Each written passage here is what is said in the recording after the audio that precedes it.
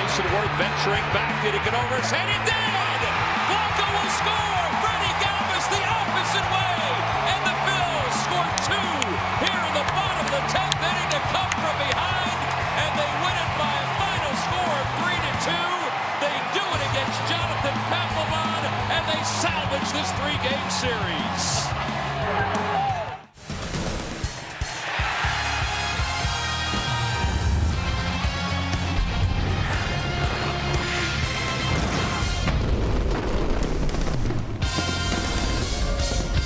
They're here for the first time in 2016, but the Phillies won the last series up at Citi Field, and now they'll go for series number 2. They wrap up the homestand with Game 1 against the New York Mets.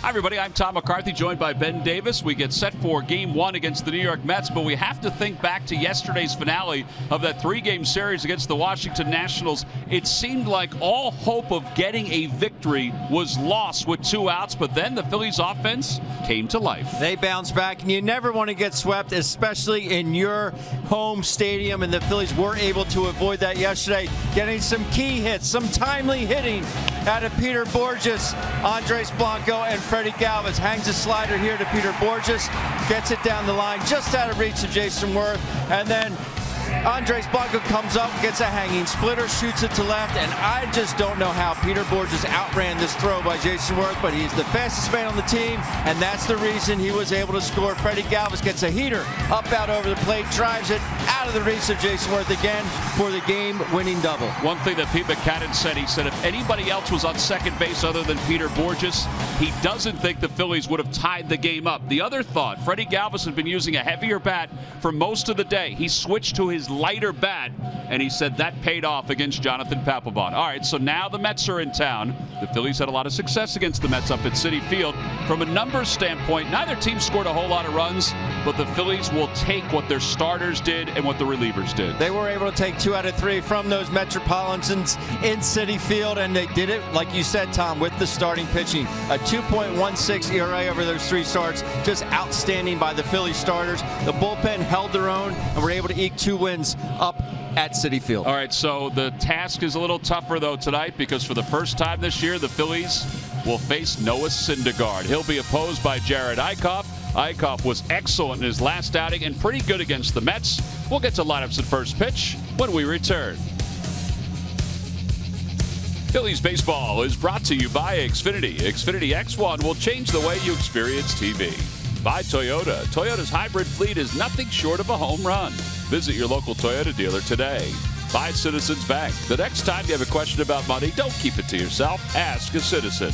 And by Independence Blue Cross. Live fearless. Learn more at IBX.com.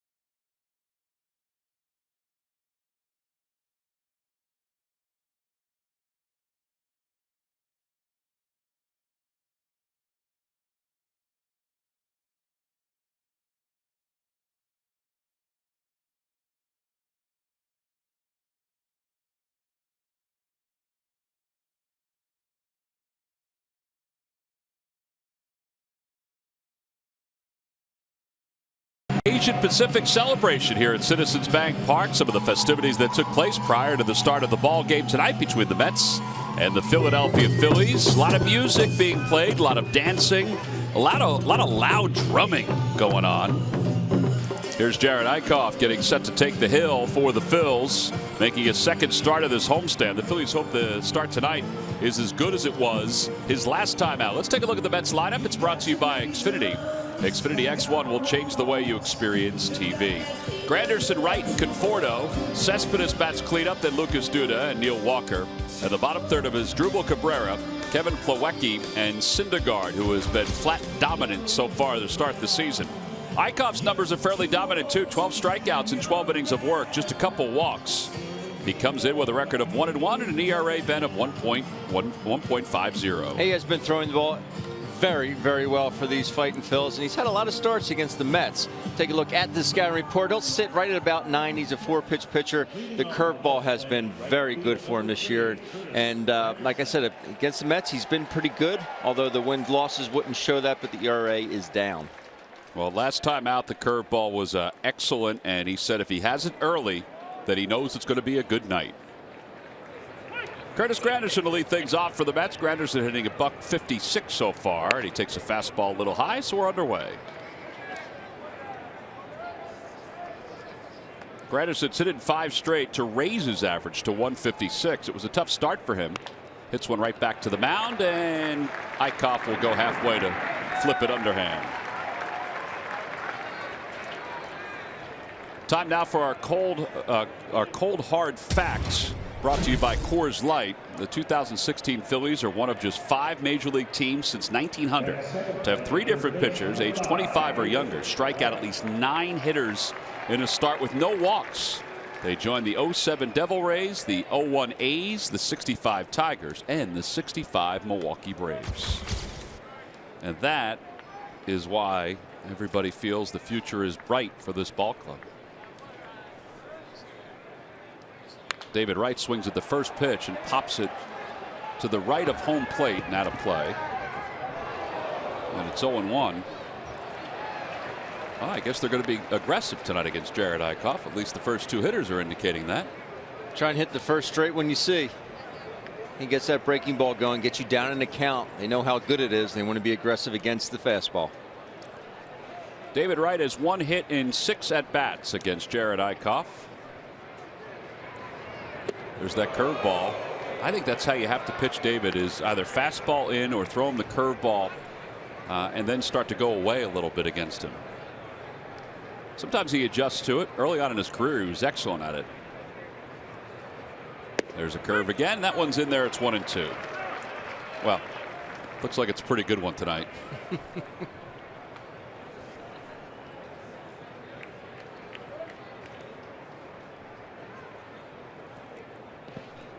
3 in a row. Yep, 2 balls and 2 strikes. He did back it up his last outing, and there was one occasion that he did throw it 3 straight times.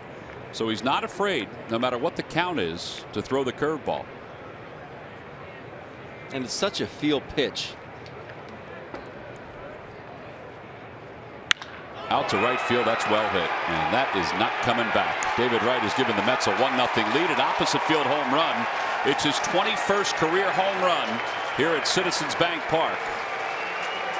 And it's 1-0 New York.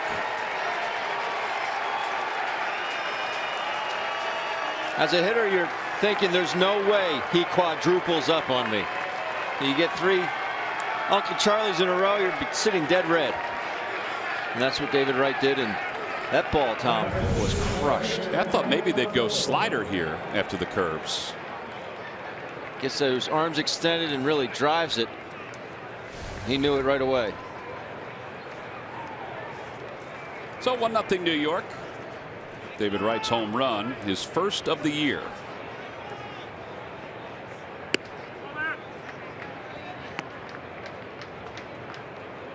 Hard to believe that was his first homer and first RBI. Remarkable to think that. He had been 9 for his last 29. So here's Conforto, who they just put into the 3-hole. And this is a good young hitter. 10 hits and 32 at bats. Just 23 years old. He's had good numbers against the Phillies. This is his 14th game. He's hitting over 300 against them. And he hits it foul down the left field line. It's 1-2. Phillies do have him played the pull in the infield, but in the outfield straight up. He's a guy that uses pretty much the entire field. You see obviously the shift on the right side there, but the outfield will pretty much go straight up.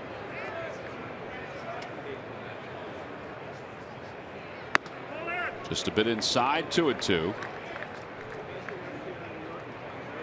Eichhoff at his lone outing against the Mets this year, which was back on the 8th of April. He went 5 innings. He allowed 3 runs. 2 of those runs were earned. Actually went 5+ in that game. That was the one loss the Phillies had up at Citi Field. And now it's 3-2.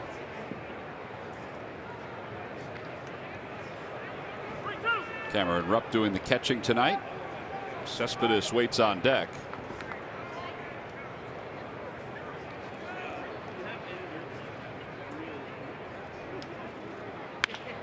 Pulled foul, and it remains 3 balls and 2 strikes. There is one place you can pitch, Conforto. It's in at the belt. You just have to make sure you get it up there far enough.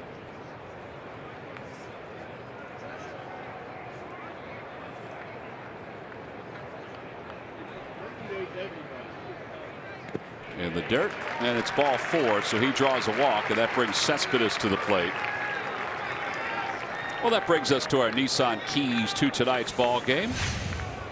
Well, they're going against one of the best pitchers in all of baseball, but they got to make sure that they see the heater down. They have to make sure that Syndergaard gets that fastball down in his zone. If you swing at that high one, you're not going to catch up.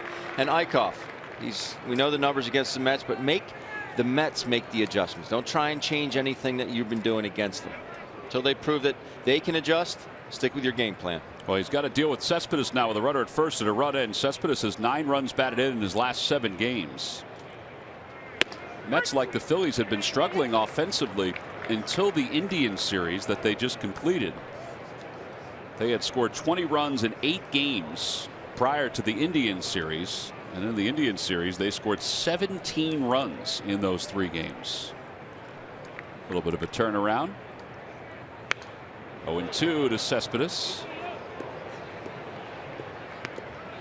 In fact, Terry Collins, who is in his 6th season as the manager of the Mets, before they went on that road trip to Cleveland, he said the one game they had up at Citi Field was a must-win for his team here in the month of April. He kind of meant it more from a psychological standpoint than anything else. 0-2 to Cespedes. They ride it high, and it's 1-2. It's a pretty strong comment to make this early in the season. I mean, the proverbial panic button has been pressed. Well, I do think that the one thing about Collins, and we saw this when he was with the Angels and with the Astros, he does wear his emotions on his sleeve, and he's honest.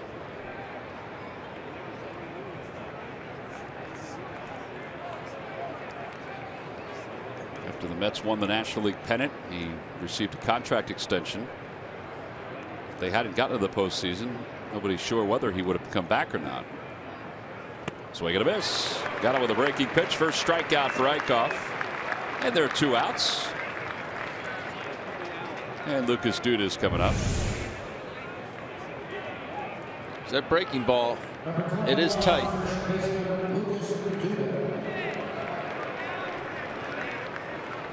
Very frustrating for a hitter knowing that a pitcher has a certain pitch and you said, well, if I see this ball down, I'm not going to swing at it, but yet you still do it. And it's very frustrating. There are times where I remember recognize, just because you recognize a pitch doesn't mean you necessarily have to swing at it. I'd be up there and say, oh, there's a breaking ball, and in my mind I'd tell myself, oh, I recognize it, therefore I can swing at it. Not if it's not a strike. Towering fly ball to right field. Backpedaling is Hernandez. Coming in is Borges.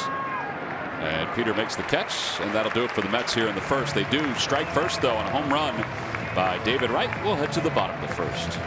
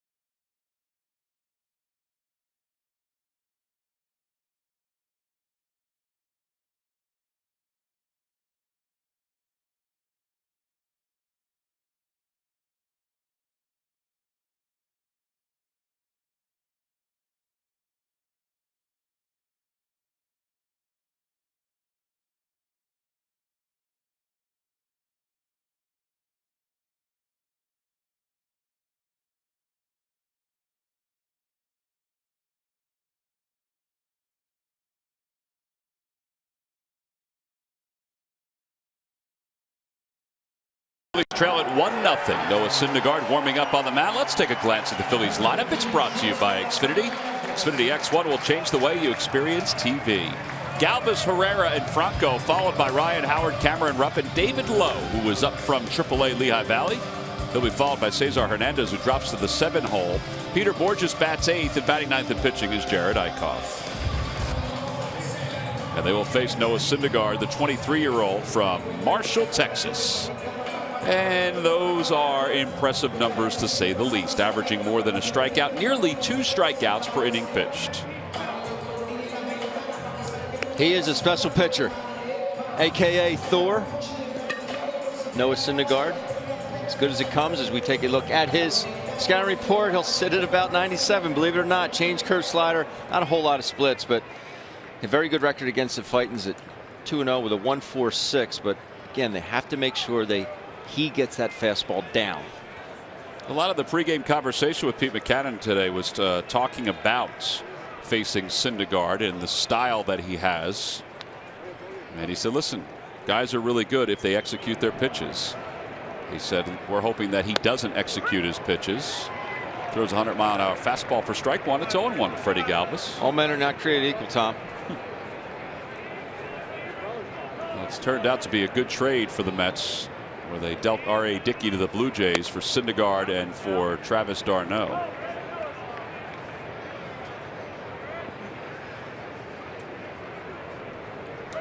Galvis was 2 for 12 in the series against the Washington Nationals, but he had the big hit, and that was the game winner yesterday, the opposite way. Thought his comments were pretty interesting after the ball game. He said, listen, I've been behind Jonathan Papelbon the last couple of years. I kind of knew how he was going to throw and what he was going to do to me. As he takes inside, 2-2. It's always good to be a student of the game, and if a pitcher has a tendency, obviously someone like Freddie's going to pick up on that. Here's the 2-2 pitch to Galvis, and he breaks his bat out to center field. Cespedes comes in and makes the catch. One away. Odubel Herrera's coming up. All right, Murph, so how are the Phillies going to approach Noah Syndergaard tonight? Yeah, that is the big question. I talked to a couple of the guys in the clubhouse before the game. I said, when you look at a guy and you look at the tape of Syndergaard and what he's done against you, and it's been a small sample size against the Phillies, Ben, as you mentioned, just the 2 games, but he has been dominant. 15 strikeouts, just 2 walks against the Phillies in his 2 outings earlier the last year. But I said to Cameron Rupp, I said, how do you approach that? He said, the bottom line is you got to think that you're only going to get 1 pitch to hit, and if it's in the zone, you're going to have to be aggressive and swing at it. You know, once he gets ahead of you and he's able to use that slider so effectively this year, even more effectively than he was using it a year ago. He has 21 strikeouts already on the season. 11 of those strikeouts have been on that slider. So Cam said you got to try and get ahead of him. You got to try and stay ahead of him, because if he's only going to give you 1 pitch to hit, that's going to be your opportunity. You've got to take it. Yeah, it's a really good point, is to try to stay ahead. Odubel Herrera, the batter, takes low. 1 ball, 1 strike. You just don't often see a starting pitcher coming out of the gates throwing 100, 101. It's just not normal. You think? Get it ready. Inside, 2-1. That's the slider, which is at 92 miles an hour. Pete was asked today about Syndergaard's slider and about him throwing it 92 miles per hour. He said, can you compare it to anybody that you had faced? And he immediately went to J.R. Richard. J.R. Richard, back in 1976, his fastball was registered at 100 miles an hour. Now, they didn't use the radar gun as often during games. His fastball was registered at 100 miles an hour. His slider back in 76 and even beyond that, it's on record as being registered at 92 miles per hour. So the difference between Syndergaard and J.R. Richard is about 2 inches. Syndergaard's 6'6". J.R. Richard is 6'8". And Pete said that makes a big difference. Like an aspirin coming in there. There's that slider, or changeup, I should say, swung on and missed, and Herrera is down on strikes, and there are 2 outs.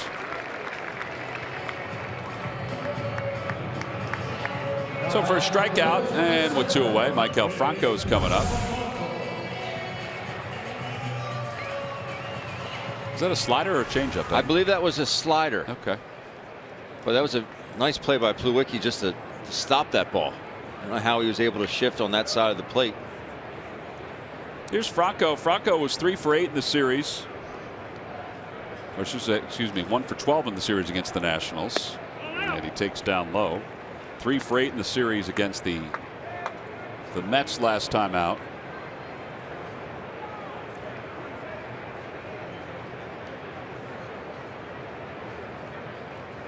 Off the end of the bat, slowly up the first base line. Syndergaard will just take it to the bag, and the side is retired. So the Phillies go down 1-2-3.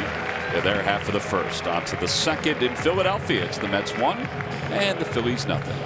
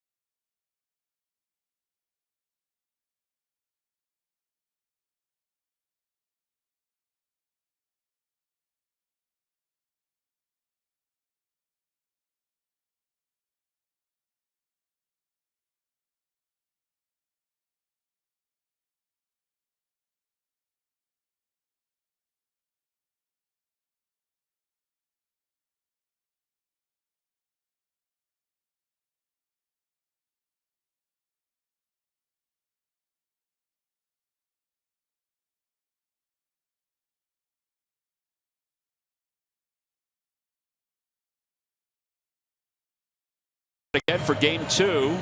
Vince Velasquez will make the start for the Phils. And then game 3 will be Wednesday at 7:05. Tickets can be purchased anytime by going to Phillies.com. Neil Walker will lead it off against Jared Eichhoff. And the first pitch is in there. It's 0-1. Walker hitting .227, 3 home runs, 8 runs batted in. Had a couple hits in the series against the Phils last time. Over to the right side. Ryan Howard feeds Jared Eichhoff. Put away.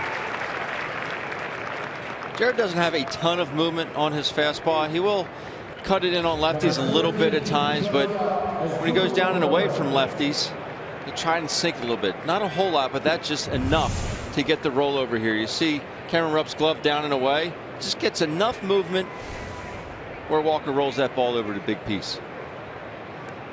So 1 out, and it brings Asdrubal Cabrera to the plate. Asdrubal Cabrera hitting .308, 7 for his last 18. Takes inside.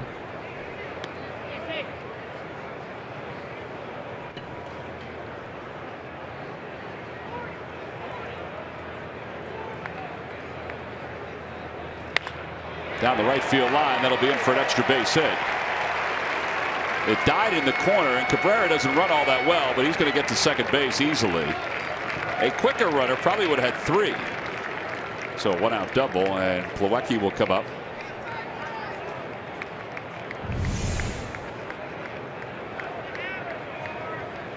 That's a heater down the middle, Tom. Cabrera rifles it down the right field line, and you're right, it does get held up down there in that corner. Cabrera not as spry as he used to be. Could still pick it at shortstop. Woo. Manos de oro. That means he's good. Exactly. Hands of gold. Here's Plawecki hitting .333, just 3 for 9. Darnell, who is normally the catcher for the Mets, is bruised up and is going to take tonight off. The Mets hope he'll be back tomorrow.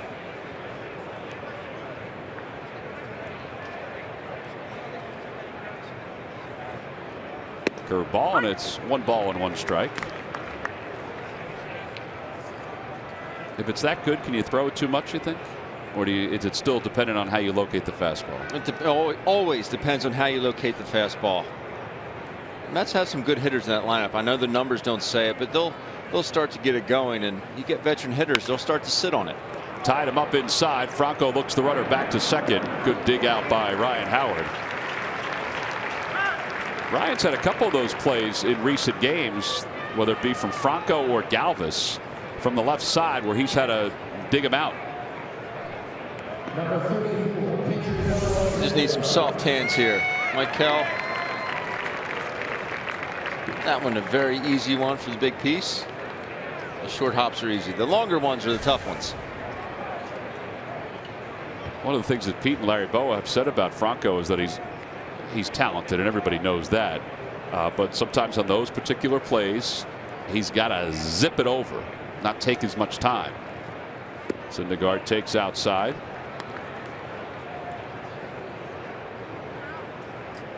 The Mets pitchers, their batting averages are quite, or their at-bats I should say, are quite low. You look at it and you're thinking, wait a minute, this is game 14 of the season. Why are they so low? A high fly ball to center field. Well, it's because they've had 2 games in American League, or 2 series in American League cities. So the DH has been utilized.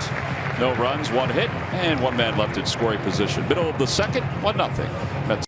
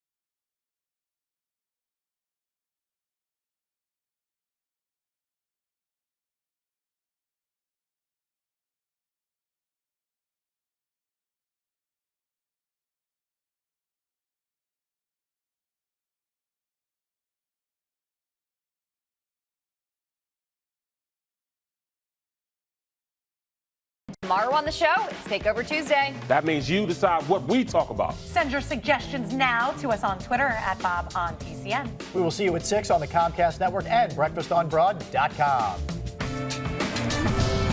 Flyers are obviously a hot topic of conversation, and so is the memory of Ed Snyder. That's a beautiful banner which is outside the Wells Fargo Center on the 95 side of the Wells Fargo Center. The players have talked glowingly about the life of Ed Snyder, and so have all the civic leaders in the city of Philadelphia. But as they play game 3 across the street, he is still on the forefront of their minds. By the way, the Flyers and the Caps are tied at 1. There's about 11 minutes to play in the first period. Across the street. Here's Ryan Howard to lead it off. Howard had 1 hit in 8 at-bats against the Mets up at Citi Field. And he shoots that one through the hole on the left side. Quick hands. Leadoff single. Love it.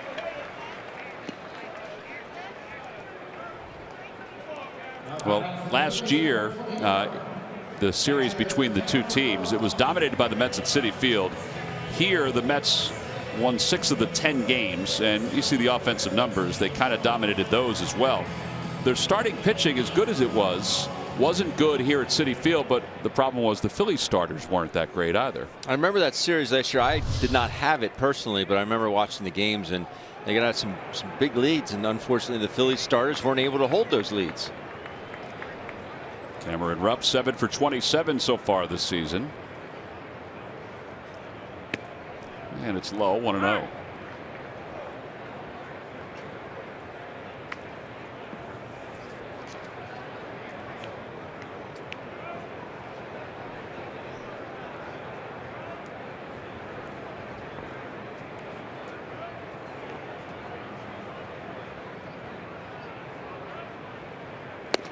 Trying to check his swing. He went around, and it's one ball, 1 strike.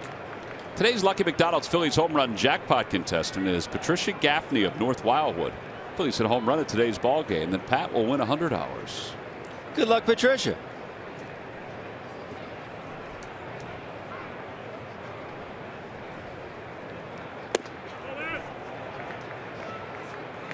Two balls and 1 strike. Apparently the stretch doesn't affect Syndergaard's velocity. No, and we probably make, I mean, all of us as baseball fans, we probably make too much of the velocity. We see relievers throw like this 100 miles an hour. But still not many. But still not many. We talked about the fastball slider combination. You know, Aroldis Chapman obviously throws 100 plus and then has a slider that's 92, 93. When Strasburg first came up with the Nationals, his slider would be 92, 93, and his fastball was 98, 99. 2 balls and 2 strikes to Cameron Rupp. Well, he got him out front. That's the slowest pitch he's thrown here tonight. Second strikeout for Syndergaard.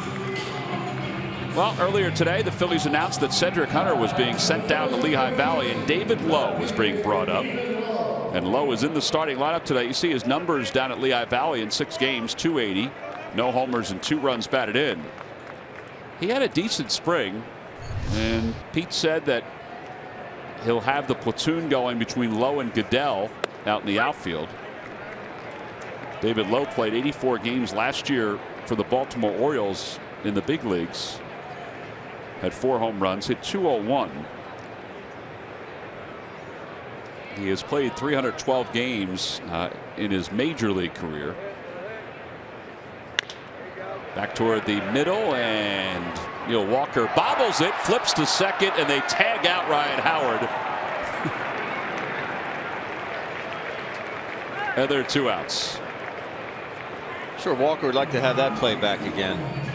No, I just didn't flip it to Cabrera and try and complete the double play. Lowe does run pretty good, but I'm still thinking they have a good shot there. It probably would have been cleaner. Would have been a lot cleaner. You see Walker charge this baseball. If he just does a quick flip to Cabrera, who's standing right there, give it to the man.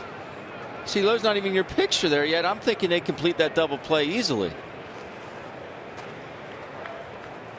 Well, if you wondered if Ryan Howard was out of the base paths, he has 3 feet to the left or right of where the infielder establishes the base path.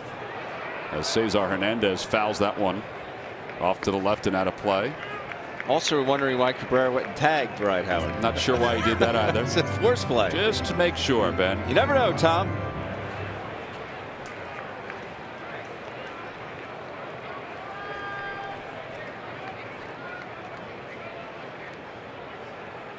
Runner goes, pitches low, throw to second is high, and Lowe has swiped second base. Well, he's already matched the team lead in stolen bases with that one. Gets a very good jump here, does David Lowe. A throw a bit high by Plawecki, and David in there easily.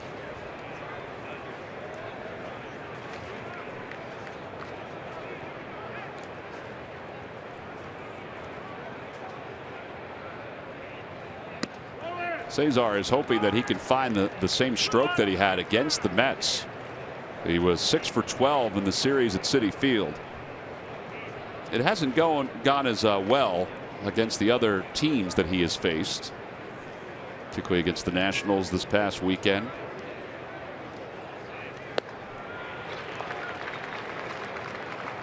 91-mile-an-hour changeup there.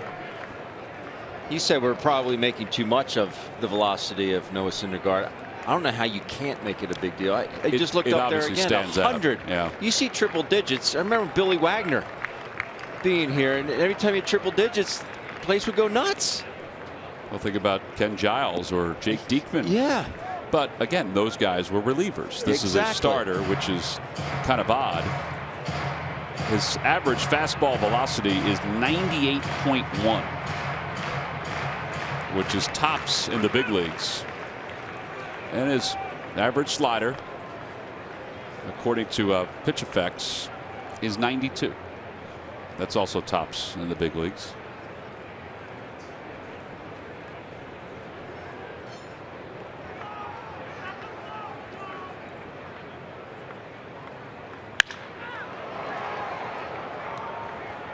Now, with all that said, the Phillies have guys that do like the fastball. I mean, that's at 101. The fact that he's able to throw his other pitches for strikes makes 101 even better. Phillies hitters, there's very few that you can get the fastball by, particularly the younger hitters.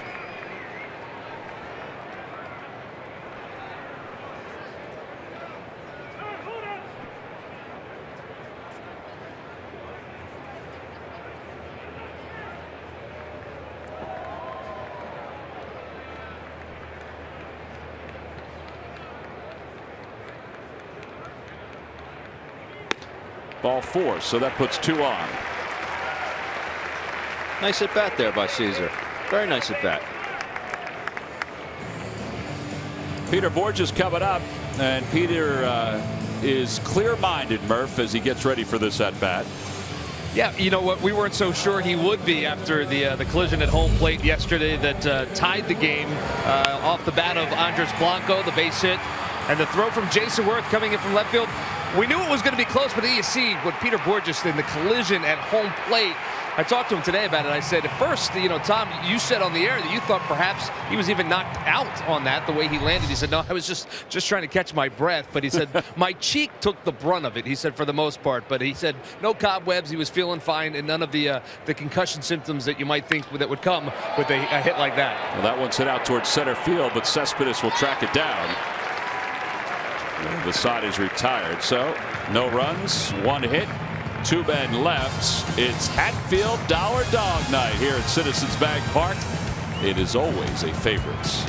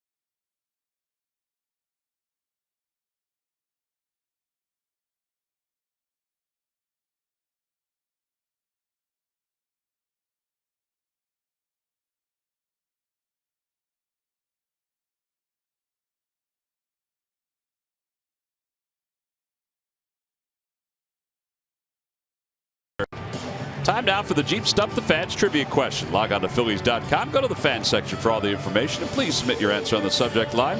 All right, Ben, here's the question. Who was the last pitcher before Bartolo Colon in 2015 to win more than 10 games versus the National League East?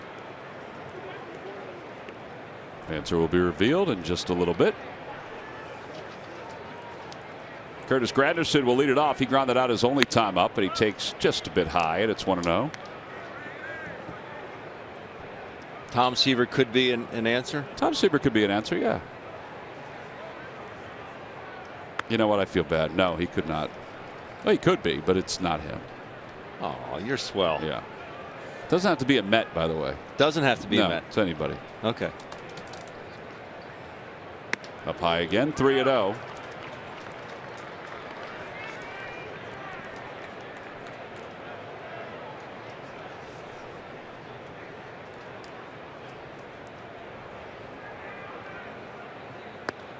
And ball 4. He walks about 4 pitches.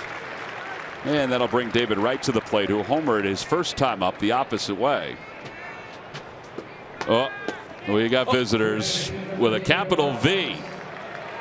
The Fanatic and Smiley have ventured into the booth. It is a Hatfield Dollar Dog Night here at Citizens Bank Park. First of all, Fanatic, on behalf of Ben and everybody else, we want to wish you a belated happy birthday. Very belated. It was an outstanding day. Smiley, you missed it. It was fantastic yesterday. And we appreciate the dogs.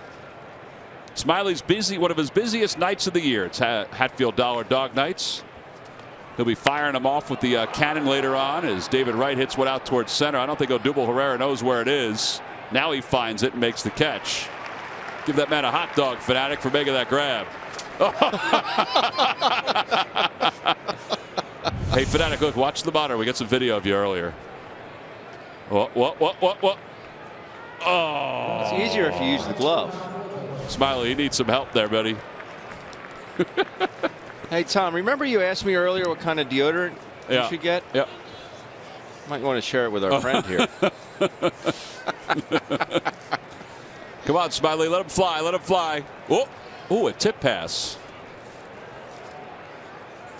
Fanatic, you just threw it to a Mets fan. Yeah, equal opportunity hot dogs.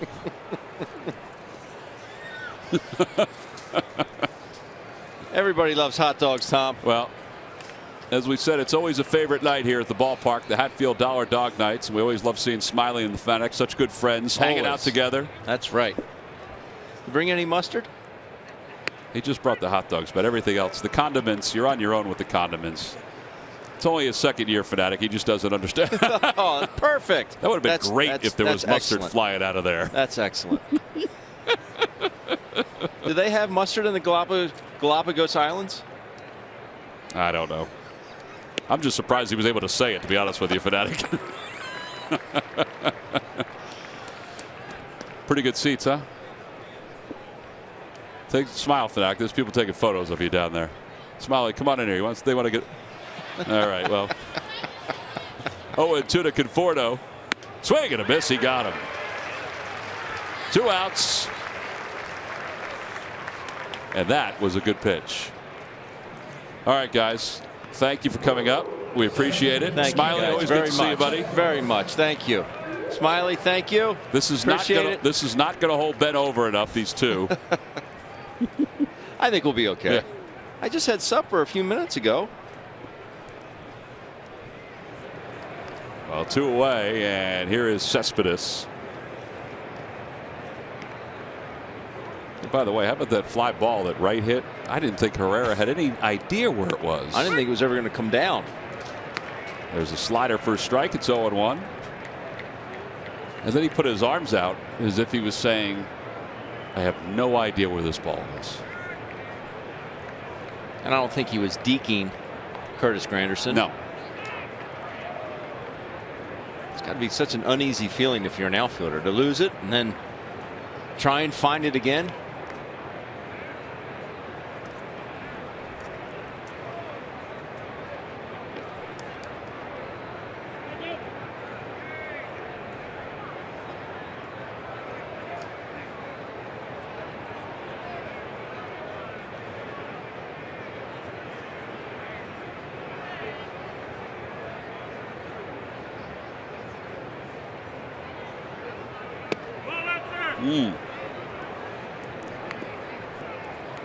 Toyota Major League Scoreboard down at Marlins Park. The Marlins are on top 3-0 over the Nationals. Marcelo Zuna, a 2-run single. Must be back in the good graces. Must be. Jose Fernandez on the mound for Miami. Tanner Roark pitching for Washington. Nationals lead the Phillies and the Mets by 4 games in the National League East.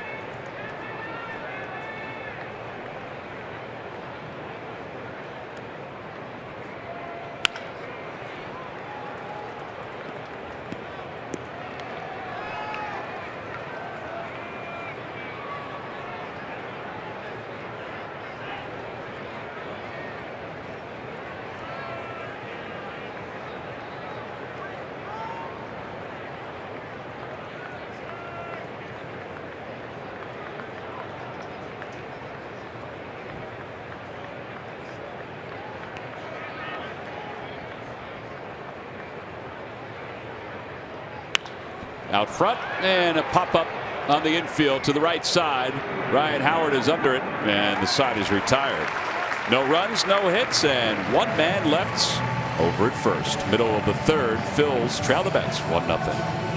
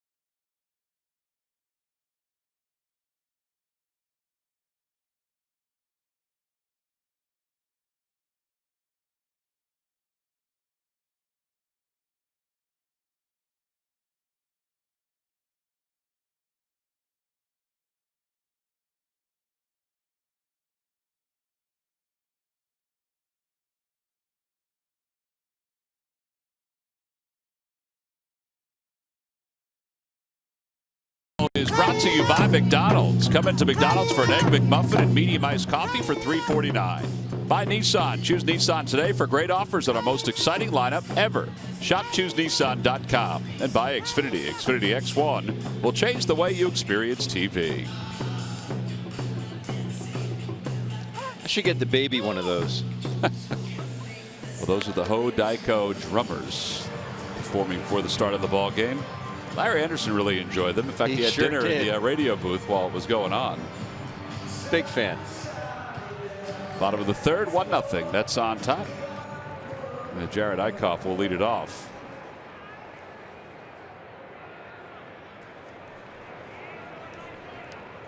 Eickhoff is 1 for 4 so far.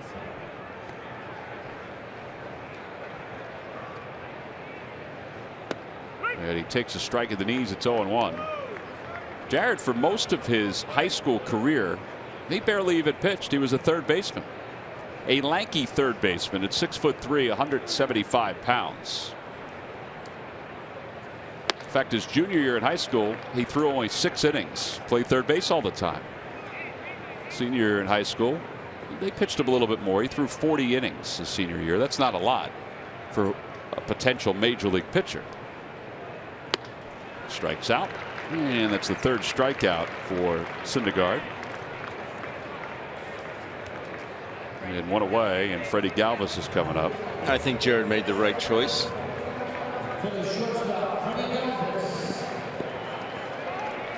Galvis fly to center is only time up.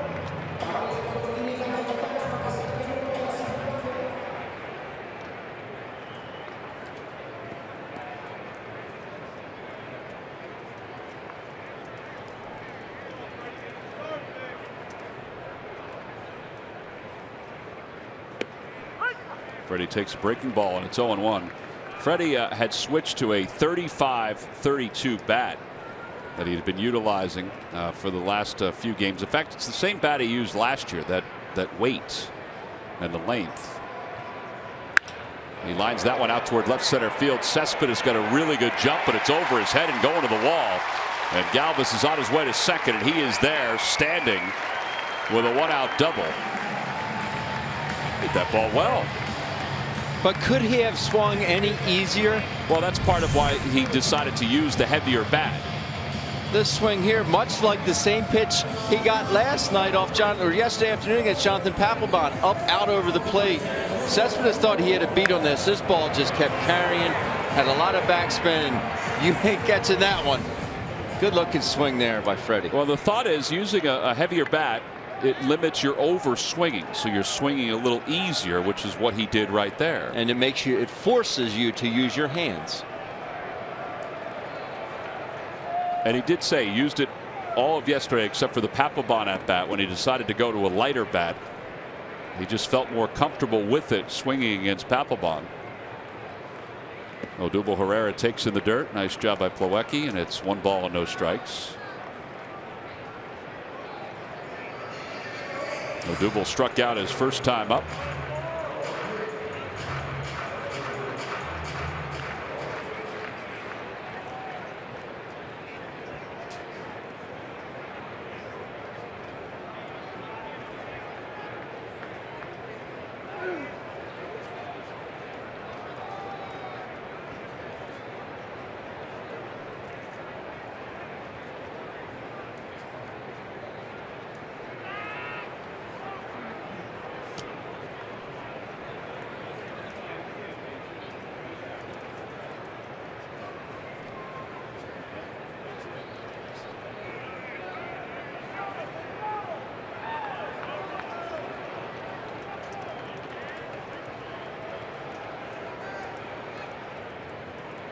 There goes Galvis. Pitch is taken low. Throw to third is not in time. Feet first slide. Excellent jump. Right was shaded off the bag a little bit. First stolen base of the year for Freddie Galvis. But if you're going to go, you better make it. You better make it is right, but this is a very good slide here by Freddie. We've seen a lot of base runners have a tendency to slide past the bag. He gets his foot in and pops up. That is textbook slide into third base right there. Oh, now the pressure's on the catcher if he throws any sliders here in the dirt. Odubel ahead, 2 balls and no strikes. And he hits it off his hands into left field. A base hit, a run will score. It'll be an RBI single, and the Phillies have tied this baby up at 1. Well, there you go. One guy hit it to the gap in left center. The other guy hit it right to the hole at shortstop, and you got a run for the Phils. Location is everything. A knock is a knock is a knock. It's 99 in on his hands. Odubel gets enough of it, shoots it in the outfield, and Freddie scores.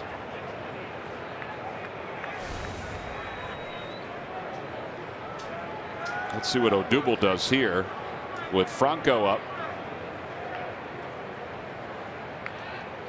Odubel's only stolen 1 base.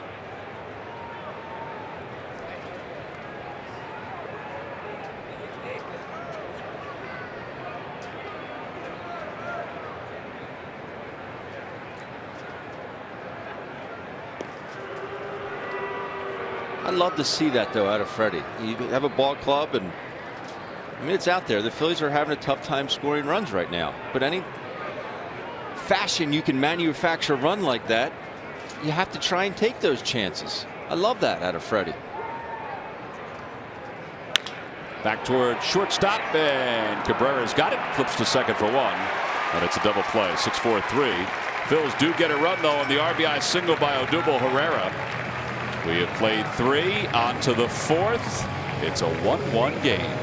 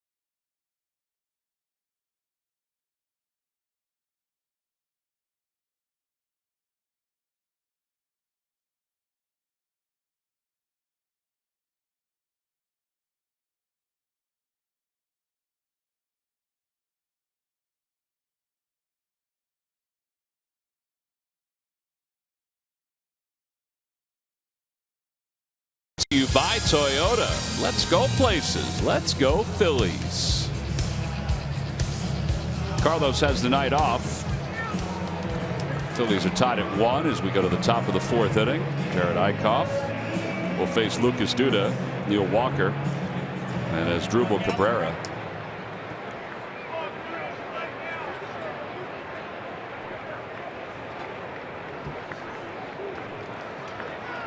Duda flied out to right field his only time up. He's 0 for 1.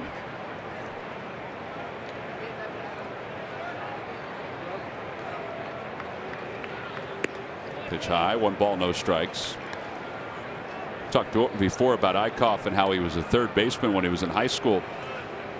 It wasn't until the summer before he went to college that he really settled into being a pitcher. As that one's hit in the air to shallow center. Odubel Herrera comes running in. Says he has it, we believe, and makes the catch, 1 away. And it was in junior college that he became primarily a pitcher, drafted by the Rangers. And when he was drafted by the Rangers, we said he was 6'3", about 180 pounds. Now he's 6'4", about 245. It was a single-A pitching coach, Storm Davis, who pitched in the big leagues for a number of years. In fact, he won 113 games, had 5 years of double-digit victories. It was a single-A pitching coach that told him that when you get to the big leagues, you're probably going to need to be anywhere between 230 and 245 to fill out your frame, because he had gotten bigger and he was gradually getting to that level. On the outside corner, it was fastball, changeup, and sometimes curveball, but it was there that he started to refine the curveball a little bit more, and really it's his best pitch, following the location of the fastball. Out to right field, Peter Borges will wait for the sinker, and he puts it away for the second out.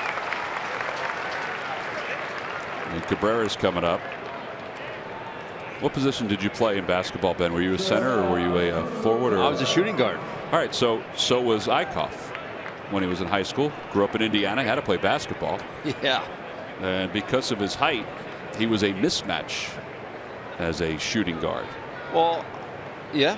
Did he play for Normandale? He did not play for Normandale. Nope. He did not run the picket fence. But if he was asked to make a shot at the end, he would make it. Cabrera doubled his first time up. Breaking ball, it's 0-1. I loved that 1-0 changeup he threw Neil Walker. 84 miles an hour, actually doubled it up. Neil still hit it okay to right field, but the speed is what got him.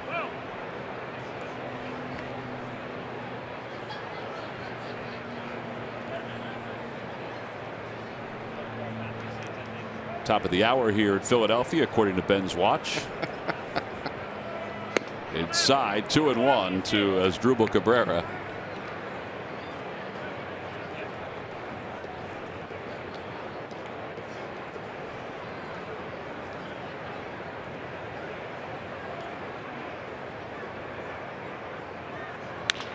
To the right side, backhanded by Cesar Hernandez, and an easy inning for Jared Eichhoff. Nice job by Eichhoff after allowing the lead, the home run in the first inning. He's only allowed a couple of base runner sits. We'll head to the bottom of the fourth. We'll get a cheesesteak and we'll come back for the Phils to hit.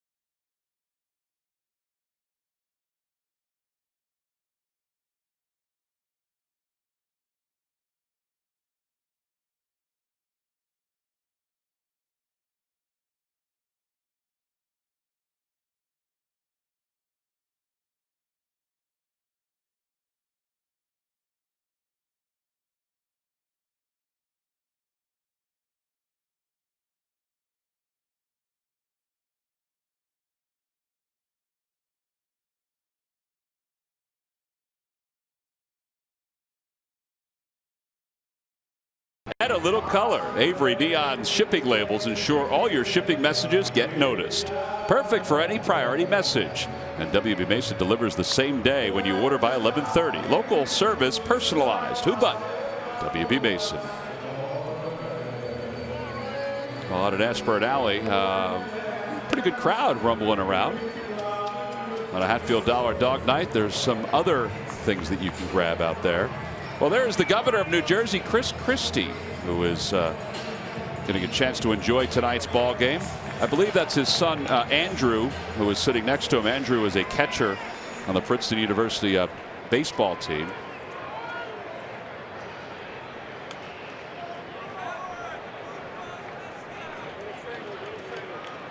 I guess he's not campaigning for president, so he might as well come and watch a baseball game. Beautiful night for it. Ryan Howard leads it off, and Howard takes a strike. It's 0-1. I believe that was a curveball, Tom. 83 miles an hour, 10-mile-an-hour difference to the slider.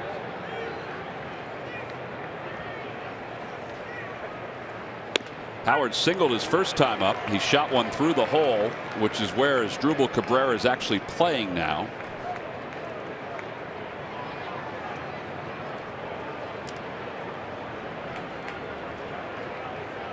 Oh, no balls and 2 strikes to Howard. Swing and a miss. He went after a high heater.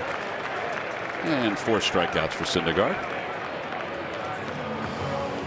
Well, tomorrow in celebration of Vince Velasquez's 16 amazing strikeout performance last start, special offer from the Phils. $16 tickets as the Phils take on the New York Mets. Just go to Phillies.com/Vince offer to order. Be nice to see him pitch here tomorrow night against Logan Verrett.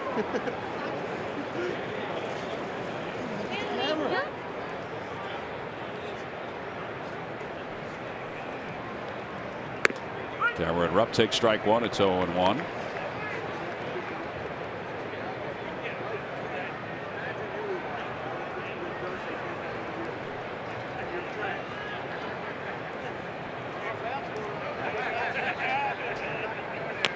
Off the end of the bat. Plawecki says he has it. It's a fair ball. 2 outs. Putout goes 2-3. Wise choice there by Plawecki just to go out and get that ball. If that ball lands again, I think it would have enough English on it to go in the foul territory, knowing that Cameron isn't the fleetest of foot. Went out and got on the big hop and threw him out at first. Well, here's David Lowe, who reached on a fielder's choice his first time up. Murph, we mentioned he had himself a heck of a spring. We thought for a chance, there was a chance he was going to make the club, and I think if the Phillies kept 5 outfielders, he probably would have made the club. Yeah, I think you're exactly right. I talked to him a little bit about that today, because it had to be difficult for him, getting the news pretty much at the very end of spring training that he was going to head down to AAA and start the season at the Lehigh Valley. He said, yeah, it was. He said, but he just had to go down there and keep his head on straight. He said he certainly kept an eye on what was happening with the big club. But the most interesting part of the conversation I had with David Lowe was that he was talking about coming into spring training and about what he did a little bit differently. He said his entire career, he's always been a very aggressive hitter, a guy that swings at a lot of pitches. He decided coming into spring training with the Phillies, he was going to change that approach and try to be much more patient. It paid off for him. He had 10 walks in spring training, and he also batted around 280 as well. He thinks it makes him a better hitter. Guys, it's a lot of what we were talking about with Odubel Herrera. If you're going to draw those walks, all of a sudden that batting average is going to start to creep up as well, and things are going to be good. So that's the approach he's going to take while being here as well. Well, what a play by David Wright. Man, oh man. I mean, you got to make a big time play when you have the speed of David Lowe, but that ball took an odd hop off the mound. Wright was already past it. He flagged it down to the barrhead and flipped over to first. This is as good a defensive play as you're going to find a third baseman make. Wow. 5-3 of the putout, and the Phillies go down 1-2-3.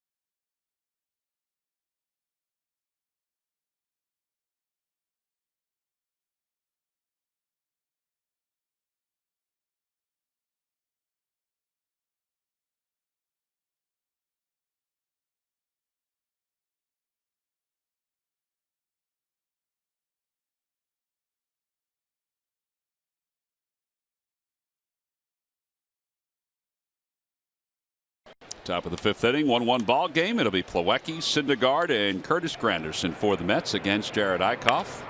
That one's hit out toward left center field. David Lowe got a good jump on it, and he makes the catch. Cedric Hunter was a good outfielder. Lowe is probably a hair better, and you just saw it right there. He's a center fielder by trade, and he was able to get an excellent jump on that.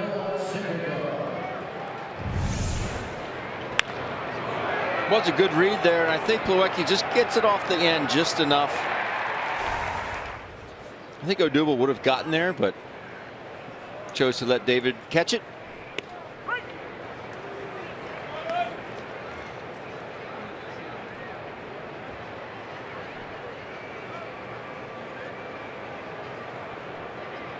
Breaking ball, and it's 0-2 to Syndergaard.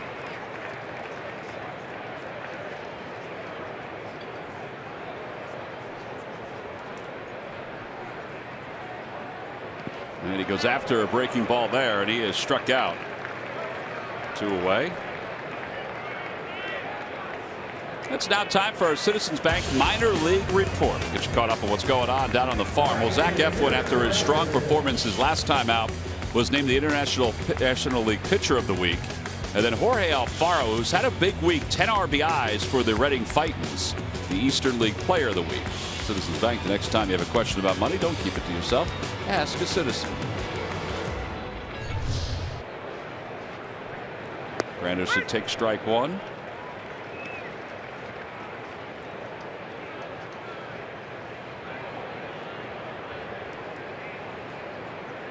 Strike 2. Greg Gibson has one of the louder ball strike calls in the league, and right now Jared Eichhoff's giving him some good practice. Look out. There's Greg. I think we only saw him once last year. Ed Hickox at first. You get in trouble, Ben. You call Ed Hickox. He's a detective. Mike Estabrooks at second. Dana DeButh around at third. Checked his swing. Did he? No, he didn't, according to Dana DeButh. 4th strikeout for Jared Eichhoff. Side is retired in order. That's 9 in a row retired by the Phillies right-hander. We'll go to the bottom of the 5th in a 1-1 game.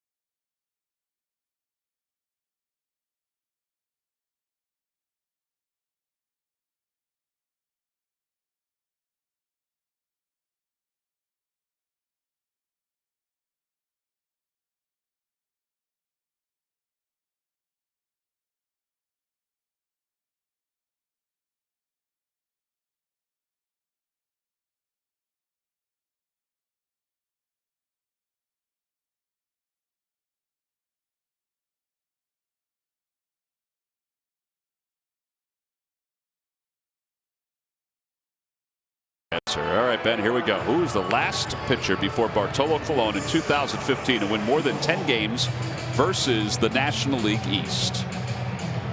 And I told you the one hint, it wasn't Tom Seaver. In one of our breaks, I said it wasn't a Met. Former Met? Not a former Met, no. Oh. I will tell you that he was traded to the Phillies by a current Met, or a current Met was included in the deal.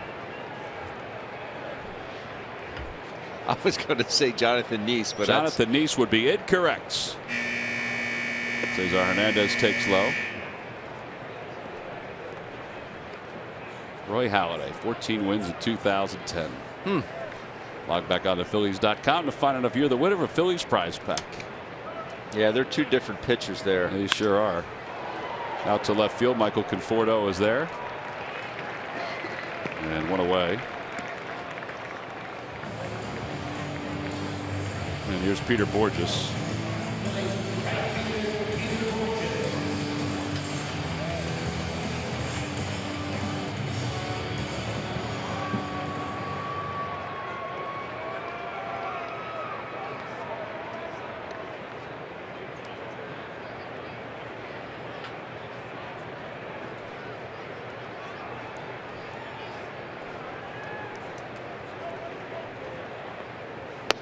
At the knees with that 99-mile-an-hour heater. And it's 0-1. Galapagos gang is in the house, Ben, as they normally are.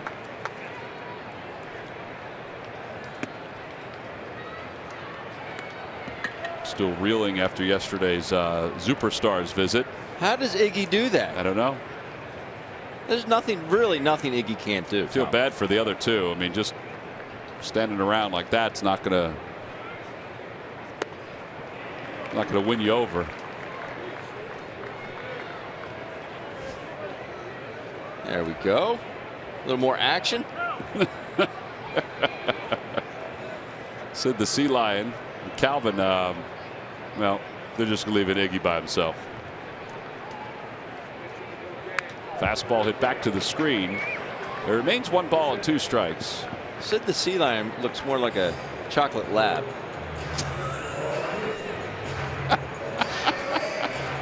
He does kind of look like a chocolate lab.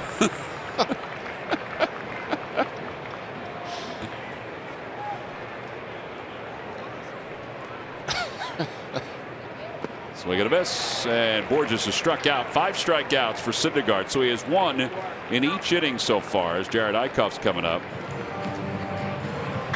Coming into this ballgame, Syndergaard had 21 strikeouts in 13 innings of work, as we told you before. That's tied for the best start for a Mets pitcher to begin a season. That's just nasty right there. He had thrown Peter a pitch before that at 95 and had slider action on it. Is that possible? Eichhoff fouls the fastball. It's 0-1. Well, you're a superhero.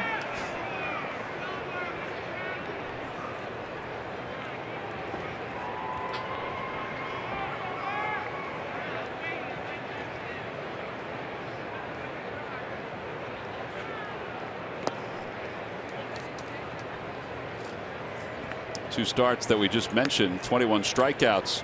So he tied Pedro Martinez, who back in 05 did that, 21 strikeouts, and Doc Gooden, who had 21 strikeouts through 2 starts back in 1991. Out to left field. Conforto is under it, makes the catch. That one was down toward the label by Jared Eichhoff.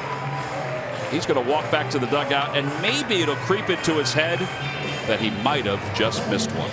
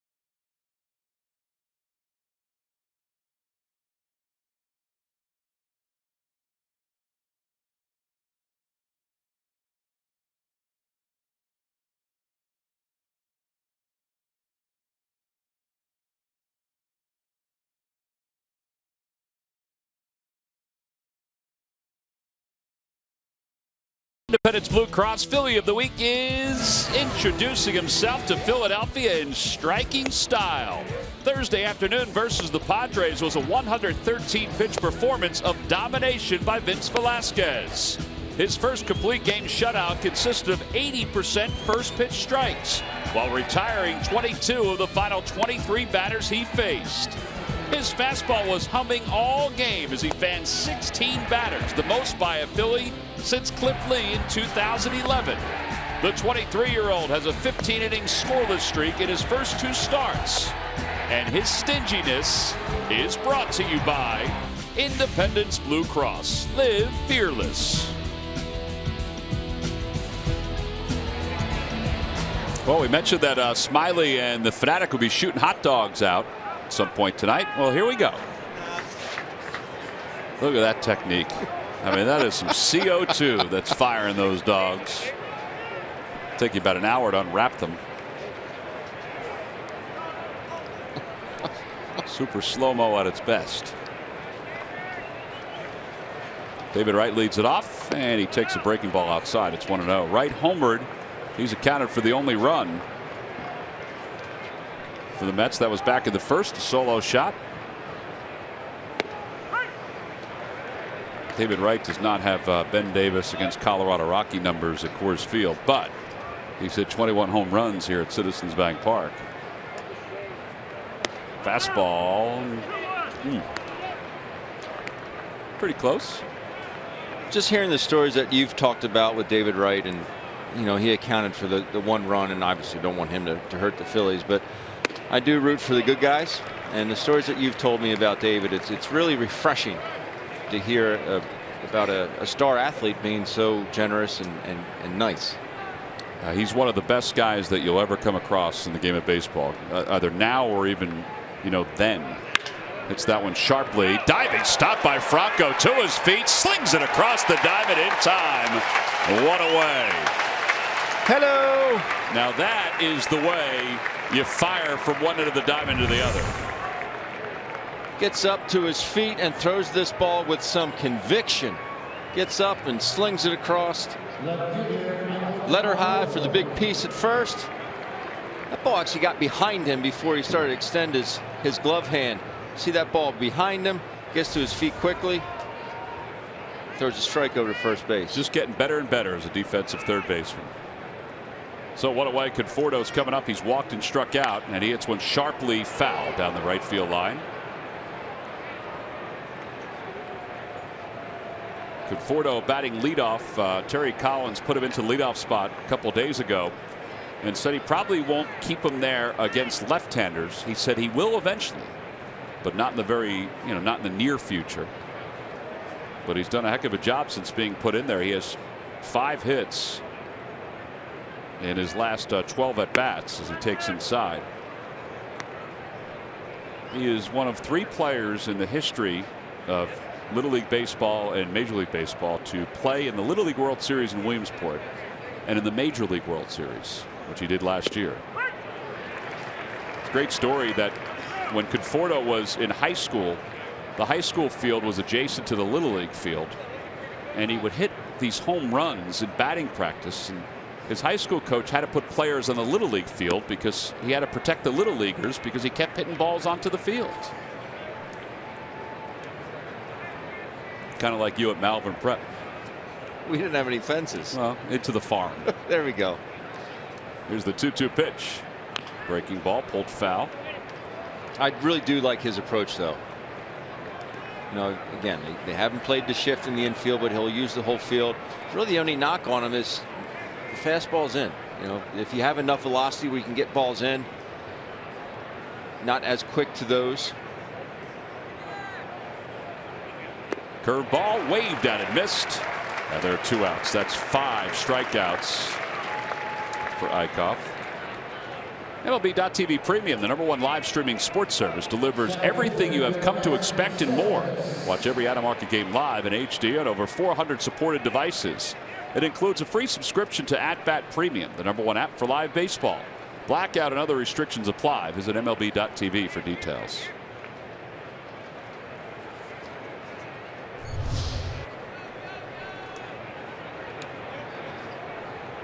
So now Cespedes is 0 for 2. That's a slider.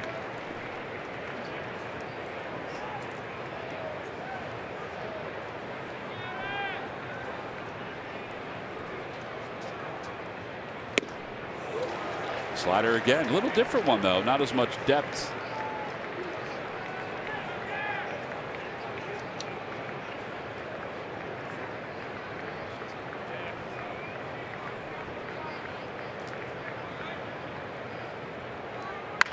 Opposite way, and that's a base hit for Cespedes going to the corner. Cespedes will cruise to second base. He's thinking 3 now. He turns it on, rounding the bag. He'll head to third, and he'll get there. It's a 2-out triple. Ball's just not popping out of the corner the way the outfielders, and it's just both teams, the away team and the Phillies, the way the outfielders are thinking. Not a very good 0-2 pitch here by Jerad Eickhoff. Wants to climb the ladder, but doesn't get it up there high enough. And Peter Borges just had a really long way to run. Long way. So Cespedes is at third base. That's his first triple, and here's Duda. So that's what that was, though, Ben. Just a poorly located fastball. It was. First of all, it was middle, but it was supposed to be up. And which is where you're going to go, Cespedes. You can. He will chase up there, but you just have to make sure you get it up high enough. And that's just not nearly up there high enough, because he does have the ability to get on top. That's why he swings at it so often, because he has had success. But if you don't go high enough.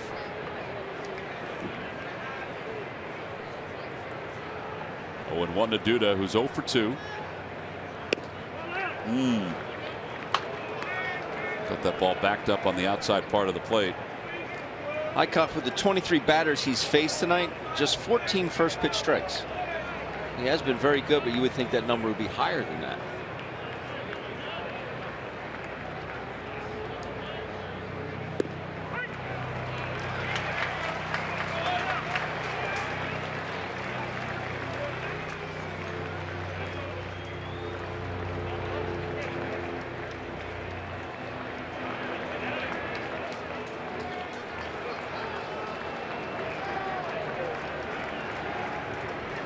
One ball and 2 strikes to Duda. Fastball hit toward left field, low on the run, and dives, and it's off his glove, and it goes into foul territory. A run will score, and Duda will pull into second with an RBI opposite field double, and it's 2-1. Mets on top. It's a heck of an effort. Had to go a long way.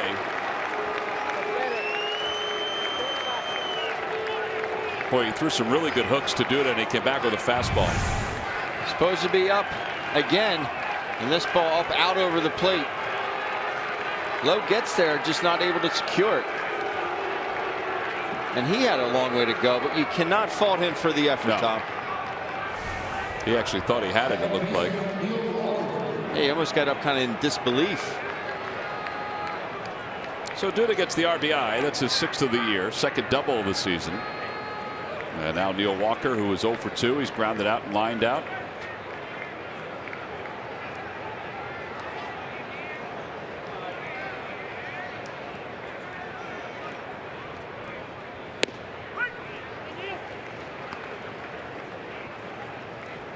Boy, he's had such a good breaking pitch. I just wonder if he could have just thrown another breaking ball to both Cespedes and to Duda.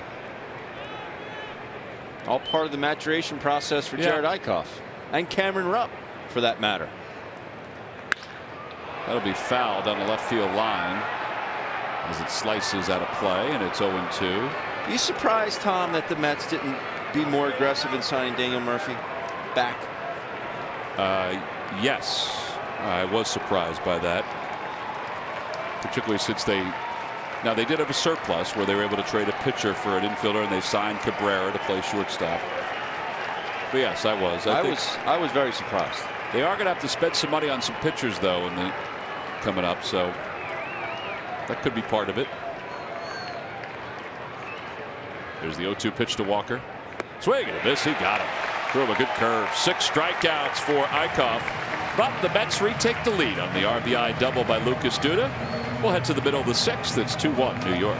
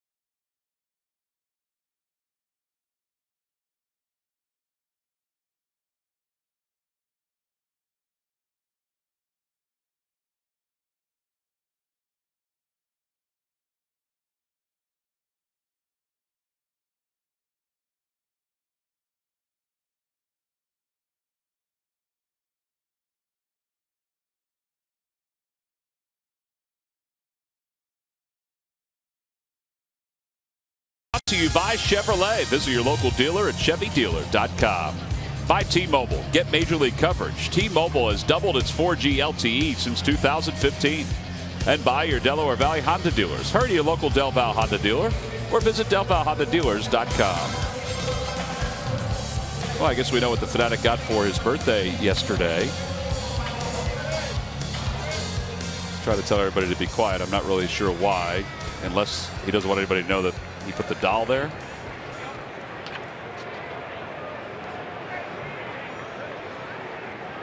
I don't know.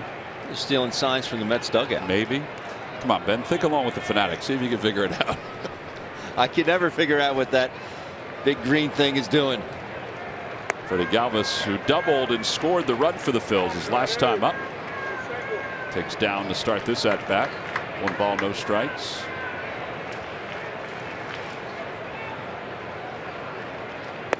This is just the 57th pitch that Noah Syndergaard has thrown tonight. Both of these pitchers have thrown exceptionally well in this ball game.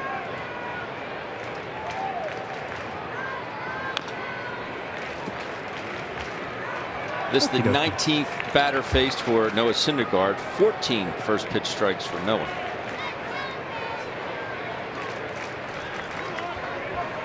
Jared Eichhoff's allowed 2 runs. Syndergaard 23 years old. Eichhoff 25 years old. These guys are going to most likely be battling for quite some time against each other.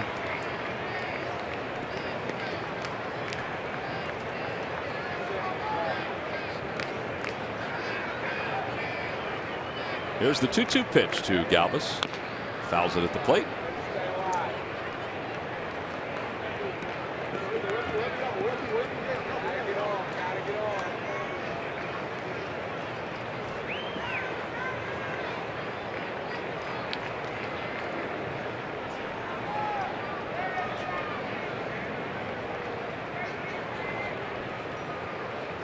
Got him. Threw him a breaking ball. 6 strikeouts now for Syndergaard. Coming up after our Phillies coverage, get to know flamethrower Vince Velasquez. Plus, Jim Salisbury talks to Matt Klentak and Andy McPhail about the next generation of young stars. Stay tuned for the season premiere of Phillies Clubhouse right here on TCN. Some of those stars are off to good starts down in the minor leagues.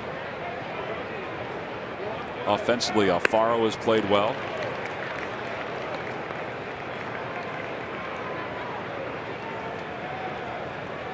And he's not alone.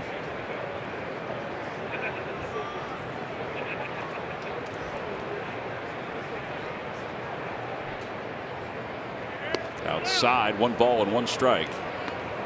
You just want to see them continuing to get better. day by day. If it's a small thing, it's something major they need to work on.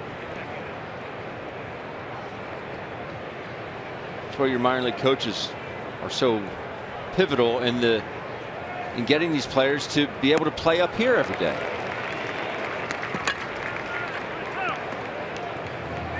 Another guy that's off to a very good start in Lehigh Valley is Cam Perkins, who is 8 for 20 with a double, 2 triples, a home run, and 5 RBIs. Todd Zolecki from Phillies.com asked Pete Mackanin today, if anybody has given any thought to having Cam Perkins be the next guy up. Cam last year played 100 games for Reading, hit .252 at 11 home runs. And Pete said last year his name was brought up, but his name hasn't been brought up this year. Cam's a college player out of Purdue, who the Phillies took in the 6th round in 2012.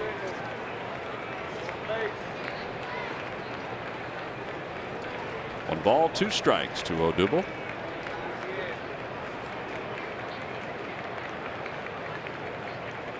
Outside, 2-2.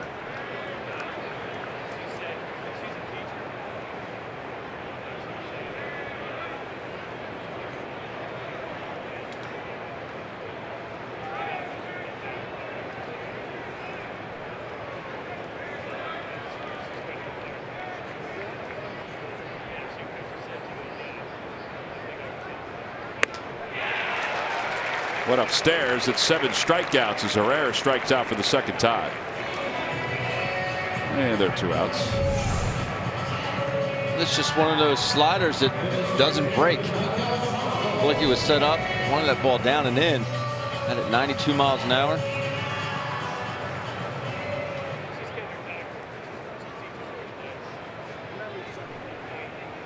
He is tough, and you want to be aggressive against someone like this because you don't want to get in a hole because he has so many weapons to put you away with.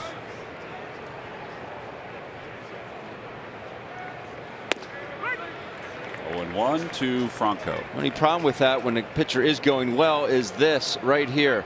68 pitches. Yeah, Pete was talking before the ball game. He said, listen, if we can keep it close late in the game, he said, if we're leading, great, but if we can keep within reach late in the game against somebody like Syndergaard, that's a big deal. I don't know if he thought that he would have just 69 pitches with 2 outs here in the 6th. Because I would definitely say that he is settled in right now. Yes, he has. And using a lot more off-speed pitches. Back toward the middle and a base hit for Franco. Funny to say that another off-speed pitch despite being 93 miles an hour.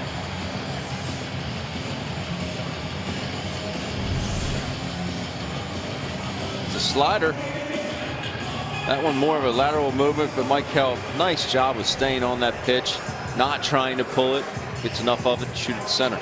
Group tickets are available for groups of 25 or more at Citizens Bank Park. Take advantage of special group opportunities, including discounts, theme nights, party areas, plenty of benefits and special options. There's also special fundraising opportunities.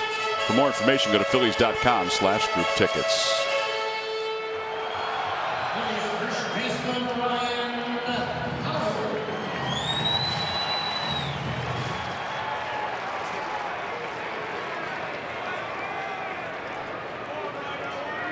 Howard is 1 for 2.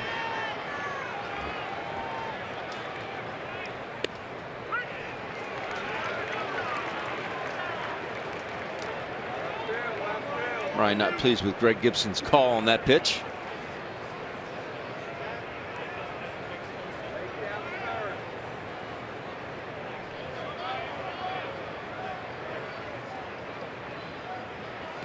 Trying to check his swing. The ball gets away. He didn't go according to the third base umpire. Franco will stop at second base. A wild pitch.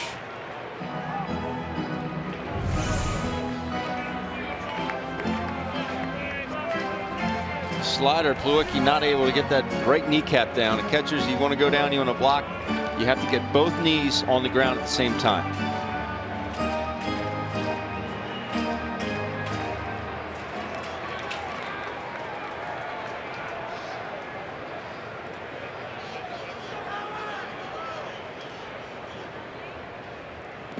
Try to check again. Did he go? No again, says the third base umpire. Those are awfully close. They are.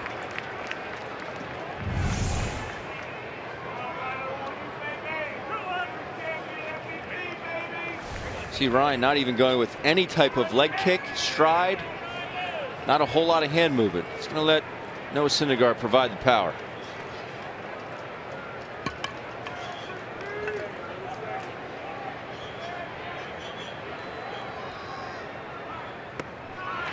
Well, that one was up a little bit more than the other two.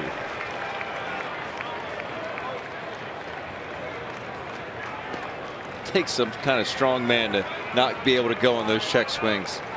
He grabbed one of his sticks out of the.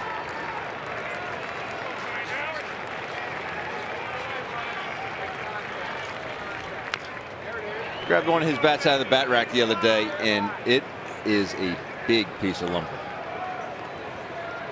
Strong man.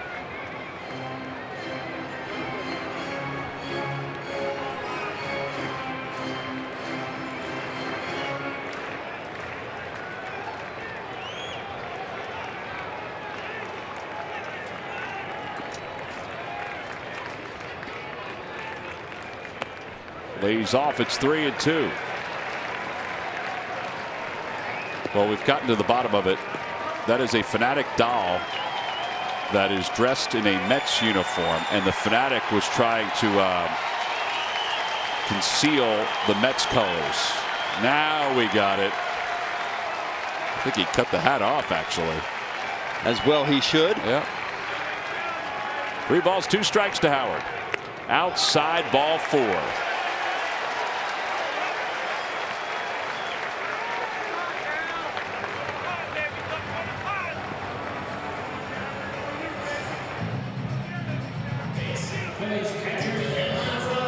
Tom, if I throw 101 miles an hour, I'm going to take my chances there and challenge Ryan Howard. Yeah, I actually think he's thrown, I mean, this is my opinion, you know better than I do. I think he's thrown too many sliders or changeups.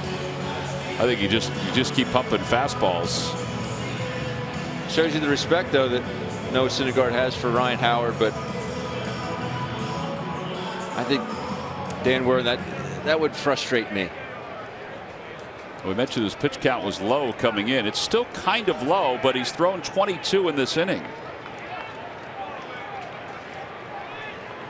Cameron Rupp is up with runners on first and second. 2 outs here in the bottom of the 6th, and a pitch in the dirt, 1-0.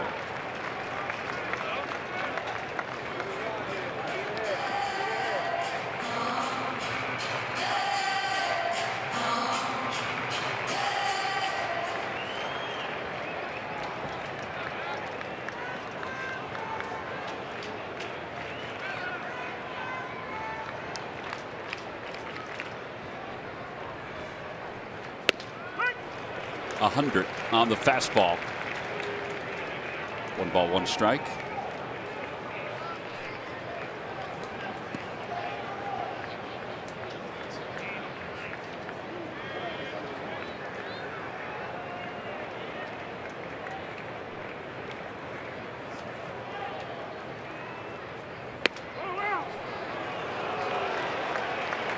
Got to focus if you're an umpire too at this point.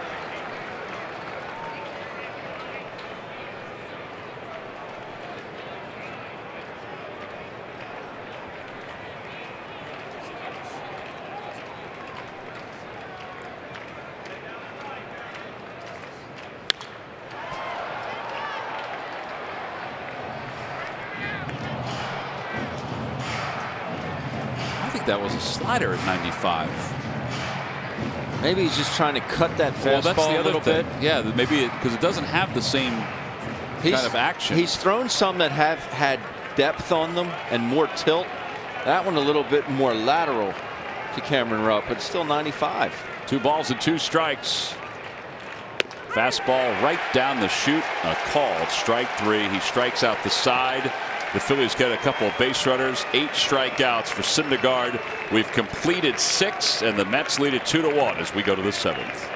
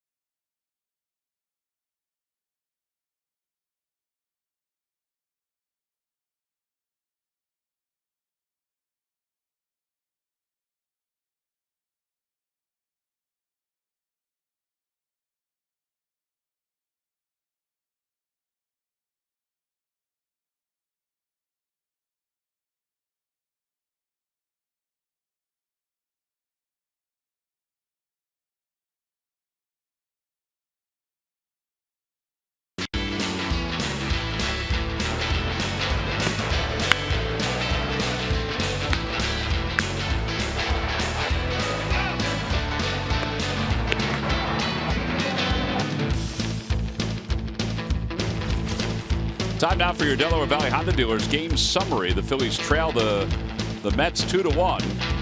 David Wright, a solo home run, his 21st here at the ballpark. Got it started for New York, but Odubel Herrera's RBI single tied it. And then a run in the top of the 6th inning off the bat of Lucas Duda has given the Mets the lead. So now we go to the top of the 7th. Jared Eichhoff, who's been very good tonight, is about to throw his 80th pitch of the evening against Asdrubal Cabrera. Curveball that floats outside.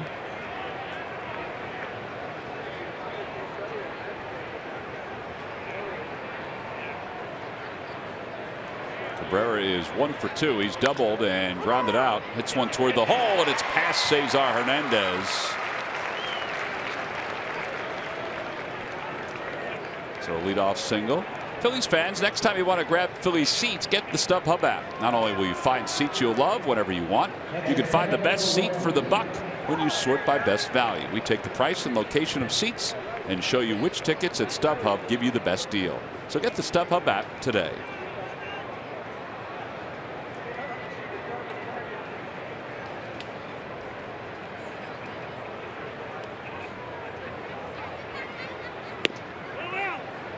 Surprised he's not bunting here.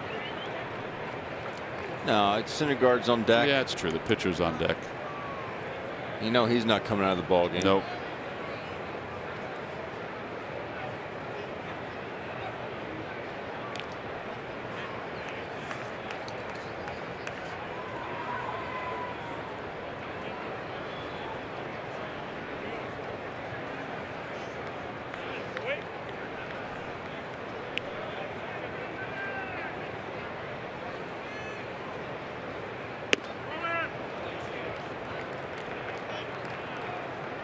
Phillies might get bullpen action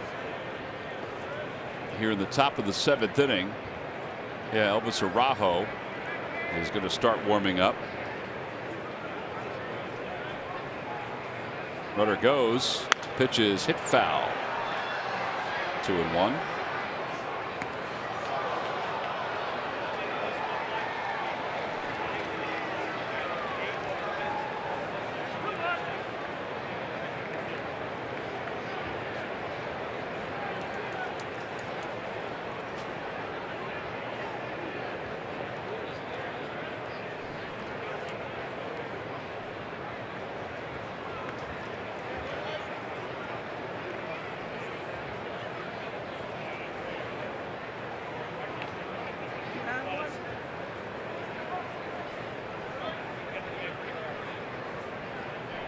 Boy, is this a good time for a double play.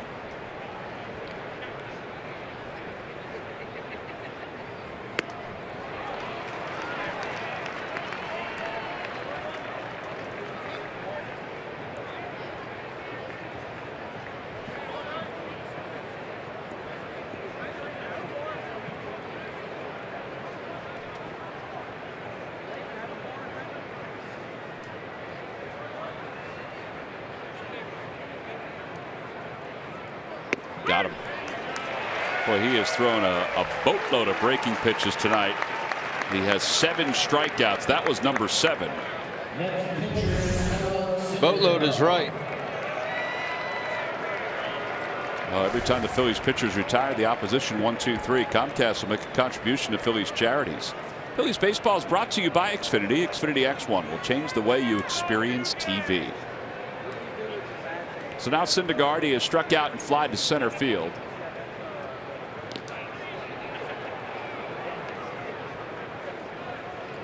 That is one thing I cannot get myself to say. You can definitely help me with it. It's okay. Flied out instead of flew out. Flied out. I learned that when I was first doing minor league games.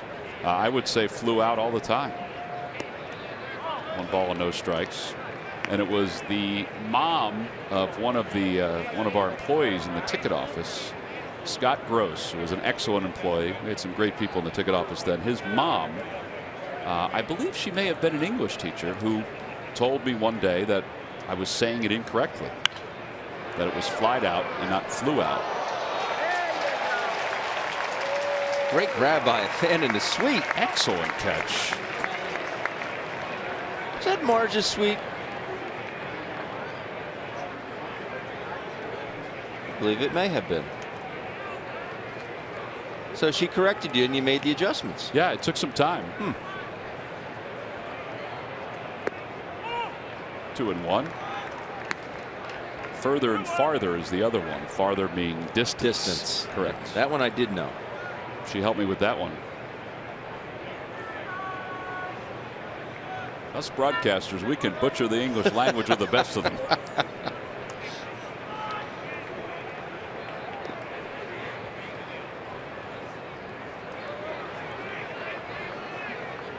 Two balls, one strike.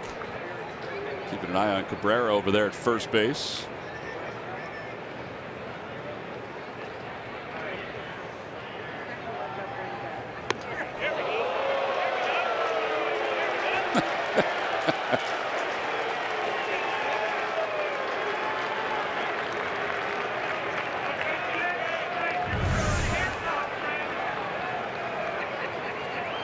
Not as close as really not as close, but you know every hitter reacts that way, particularly somebody who's not used to hitting. You have a guy that's leaning out over the plate, wanting to get the bunt down.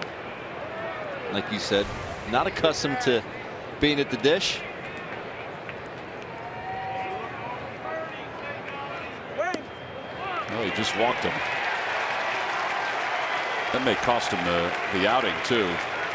Let's see what Bob McClure and Pete McCannon decide to do. Now they're going to have a visit first before they do anything. With Granderson coming up, McClure will head out. Clock out in left center field begins at 30 seconds. Hector Neris and Araujo now warming up.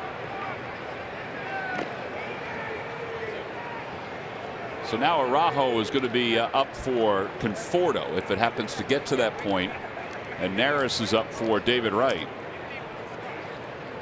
Boy, that's a tough one though, to walk the pitcher. He's pitched so well. His command has been so good tonight.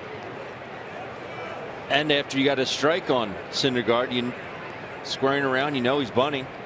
Third walk, by the way, issued by Eichhoff.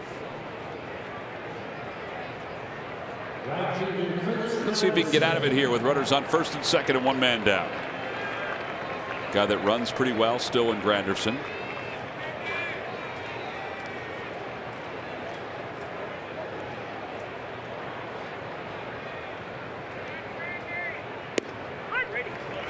When in doubt, just go back to it.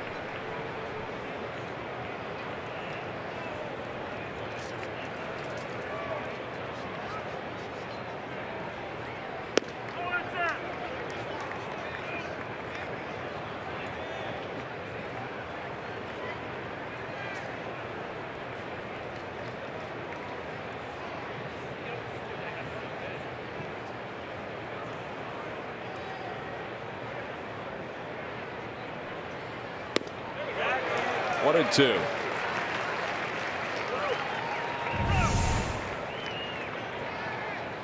Can you describe this as a bevy of breaking balls, Tom? I would say a buffet.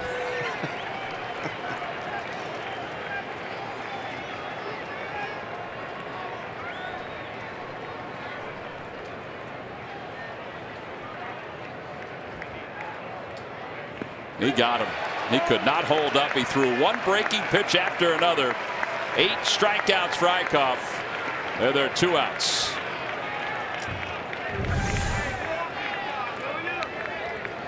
Cannot hold up, Curtis Granderson, and you have an ugly swing like that. That means you are just not picking up any kind of rotation.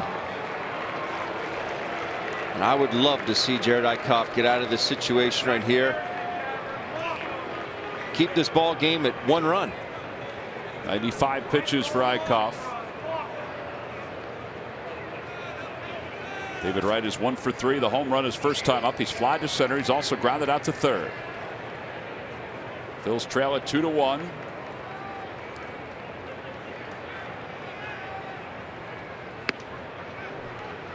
Tried a slider, but that one ran high.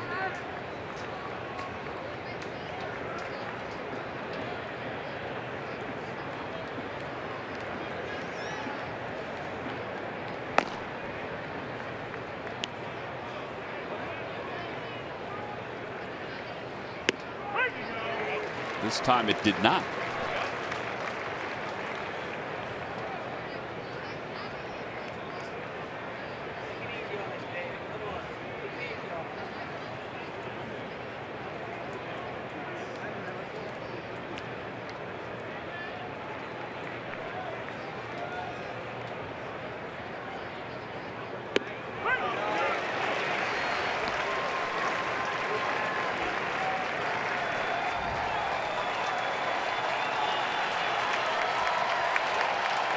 Let's see which pattern Cameron Rupp goes to here. 2 sliders and a curve. The count is 1 ball and 2 strikes. If there was ever a time to dot a fastball in, this would be it. But I don't think he has that confidence in his fastball right now. Well, they're going to set up outside. Another breaking pitch. This time right lays off. And now it's 2-2. Now the thought is you'd have to go with a fastball, or would you change it up and maybe go with a slider? I just don't think he has that confidence in his fastball right now. You know, the 3 walks. Saw him walk Granderson early in the game on 4 pitches. Just walked Noah Syndergaard, the pitcher, who he knew was bunting. That might be a visit. Just bring it. No sign here. Which they have done quite often. 2-2 pitch. Swing and a miss. He got him. Went back to the curveball one more time. 9 strikeouts for Jared Eickhoff. No runs, 1 hit, 2 men left. He's been outstanding here tonight. We'll stretch at Citizens Bank Park. The Phils looking for a little offense to support their young right-hander. They trail it 2-1.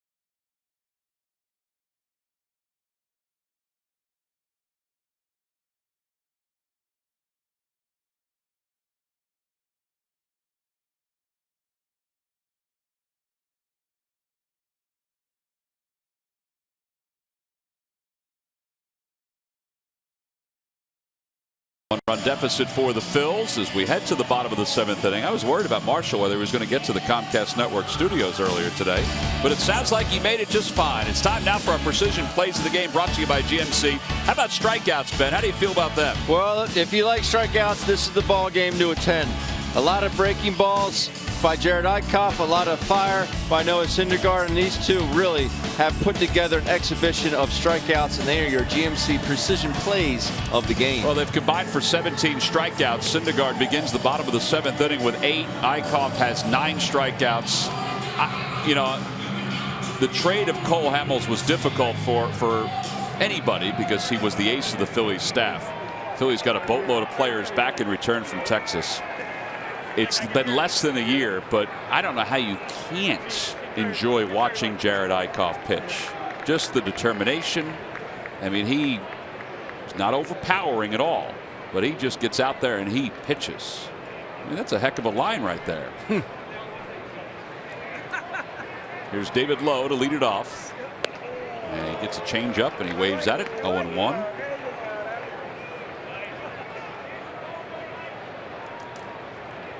It'll be Lowe, Hernandez, and Peter Borges.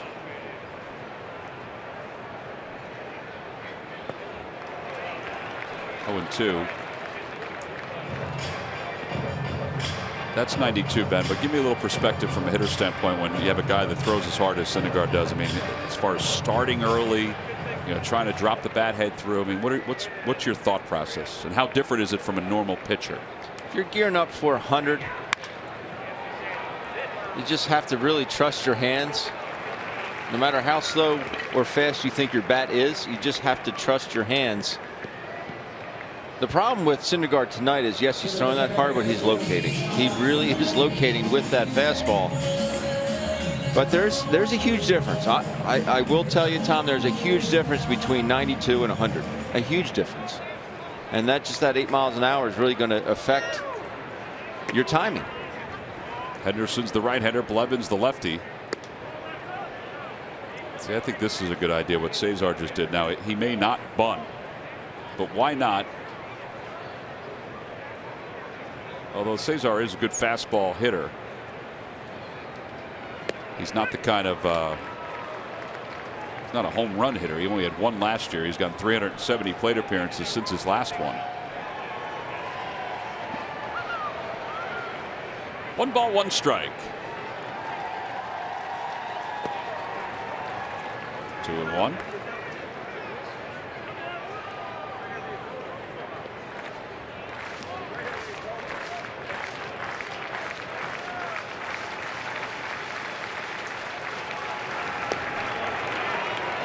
Two and two.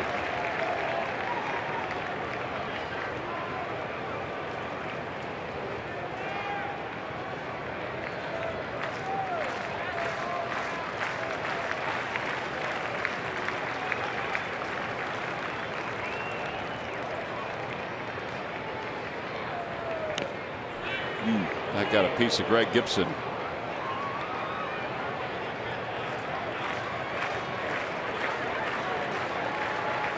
Saw Henderson when the Phillies and the Mets faced each other at Citi Field. He was throwing well. Blevins has been excellent this year.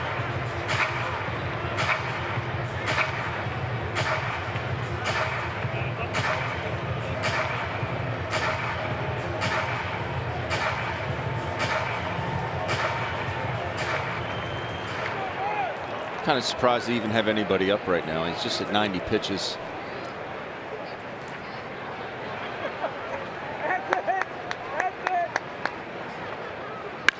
Opposite way, a base hit for Cesar. He has a walk and a single, and with one man down, Borges is coming up. StubHub Mother's Appreciation Day is Sunday, May 1st. It's a special 2:35 start. It's all part of the Indians series. Phillies Infinity Scarf, free to all women 15 and older. So that's the only series the Phillies will have when they come off this next road trip, which will be in Milwaukee and then Washington. They play the Indians, and then it's off to the road again. Peter Borges, and he watches the first throw go over to first base.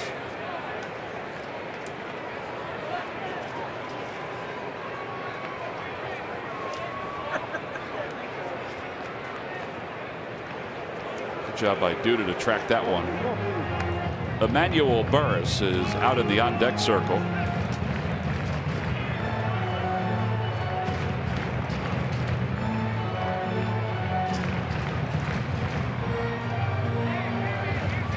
If you're Cesar Hernandez here, you have to try and get something in motion, either via steal, hit and run, something.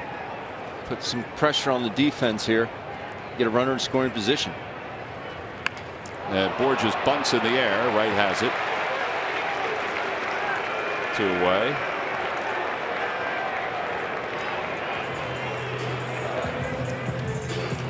Can't fault the idea. The execution wasn't what Peter wanted. And now Emmanuel Burris will pitch hit.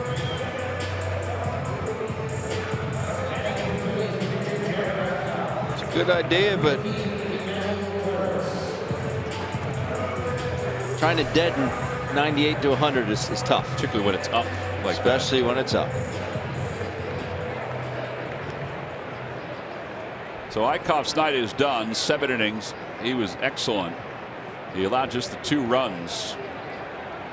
So now Burris will hit in the pitcher's spot. David Hernandez will come out of the bullpen in the top of the 8th inning.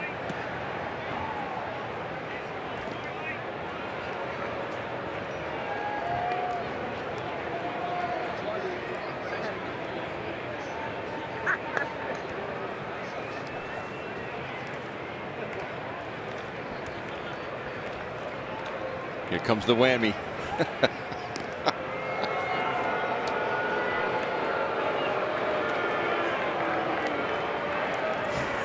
Maybe the Fanatic has a date. He could.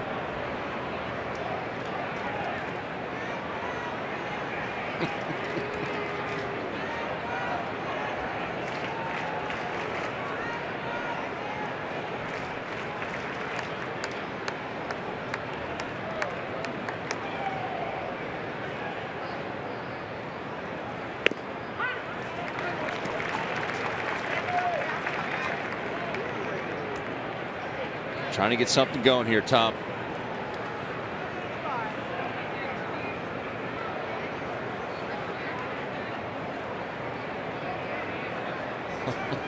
He's waiting.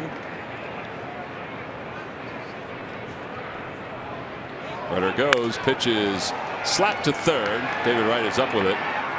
Side is retired. No runs, a 1 hit, and 1 man left. We've completed 7. We'll go to the 8th. The Phils will dip into the bullpen when we return to Citizens Bank Park.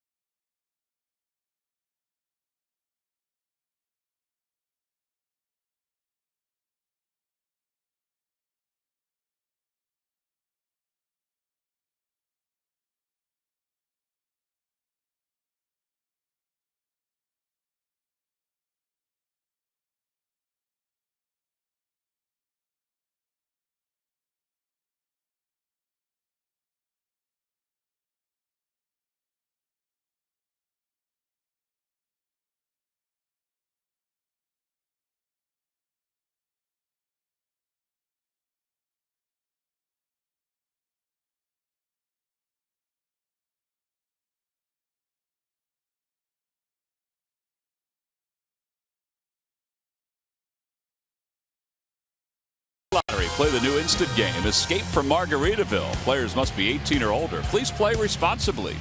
Buy your local Ford stores. And buy Jefferson. Call 1-800-JEFF now or visit jefferson.edu.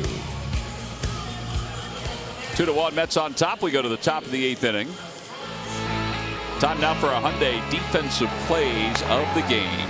This play by David Wright, you're not going to see one any finer. Comes in and bare hands this ball. Takes a tricky bounce on number 5 out there, but slings it across the Duda. And this Maikel Franco gets up, throws a bullet over to Ryan Howard at first base. So the 2 third basemen throwing some leather at him tonight. That an excellent play by Maikel. Now your Hyundai defensive plays of the game, brought to you by your local Hyundai dealers. So now as we begin the top of the 8th, Conforto will bat. David Hernandez is out of the bullpen. 7 innings, 5 hits, 2 runs, 3 walks, and 9 strikeouts for Eichhoff. Hernandez went 2/3 of an inning in yesterday's game.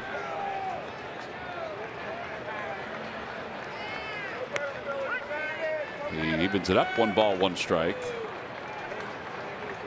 Conforto is 0 for 2. He has struck out twice and walked.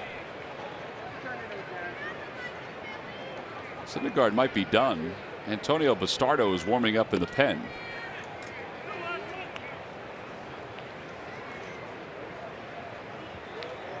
There is the former Phil.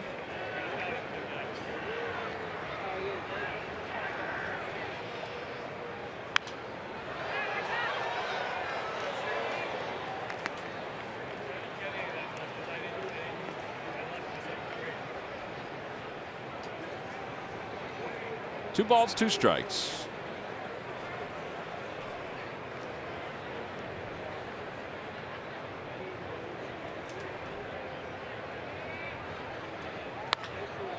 That's a foul ball. It's going to go a pretty good ways.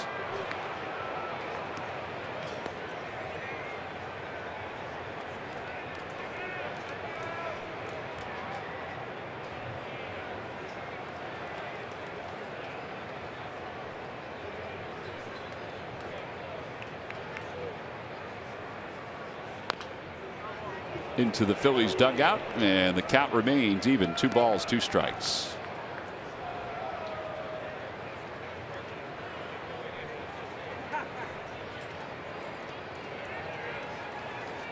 Good thing Murph was preparing for the Major League Notebook, because that ball was coming in right into where he would sometimes be standing. Dangerous. 3-2. It's all about timing, Tom. That's exactly I got out right. of there just in time. Murph's microphone actually had a little bit of that Powerade on there from yesterday afternoon. Oh, from the celebration? Getting doused. Strike 3 called. 10 strikeouts for Phillies pitching as Hernandez rings up Conforto. Well, it's time for the Major League Notebook. Powerade and all. Here's Greg Murphy. Yeah, notebook is clean. That is a good thing. And the Twins, they are bringing back a familiar face. They are bringing Ron Gardenhire, their former manager, back to the organization. He's going to be a special assistant to the general manager. He's going to work in their scouting department with both the major leagues and the minor leagues. Of course, he won 6 division titles while on the bench with Minnesota. So he certainly will be a good fit in that organization once again. And really good news for the New York Mets family and for Jacob deGrom and his wife Stacy, who have been dealing with complications of their newborn baby Jackson, who was born last week. The baby was very sick for a little while, but today they got good news. They were able to bring the baby home. So the Mets are hoping now that Jacob deGrom will be back in their rotation sooner rather than later. He has been throwing while being away from the team. They hope that maybe he can make his next start in the rotation sometime early next week. But certainly good news, guys. Excellent news. Yeah. The fact that that Jackson was able to come home after what was said the other day. Not that it was anybody's business, which is what Terry Collins was trying to say, but that, you know, they were asking for prayers for Jacob deGrom and his family. That is excellent news. 0-2 to Cespedes. A great feeling for Jacob and his wife to be able to bring their first child home. Outside, 1-2. Well, this is what we're referring to. Murph didn't see it coming. Were you able to get the Powerade out of your shirt? Yeah, the shirt and the pants did not fare all that well. Oh, my man. shoes held up very well. I was happy about that. Well, that's because they're plastic. They are plastic. The Pima Cottons did not handle it well. Well, you know, they're currently with the dry cleaner getting some tender loving care. So we'll see how that works out. It was funny because I said, Murph said, "What is this all over my microphone?" And he didn't know. And he says, "Oh, it's the Powerade." Yep, he there said it is. at first he said it was water. I said, "No, it was blue Powerade." And he There says, it is. "Was it?"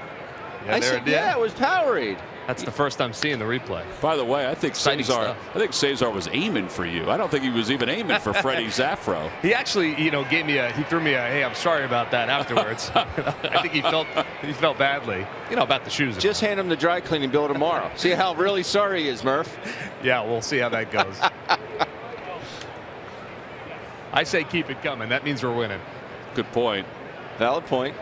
Would you prefer water though than Powerade? They can anything that, you know, I prefer not like hot liquid, but anything like coffee would not be all right. But anything other than that, I'll take.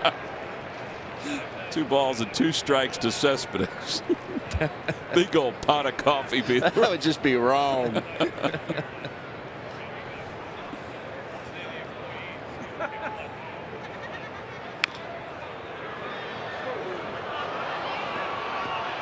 Ball went skipping through the crowd like a rock on water. Darryl Strawberry came up with it. Wondered what he was doing. 2 balls and 2 strikes.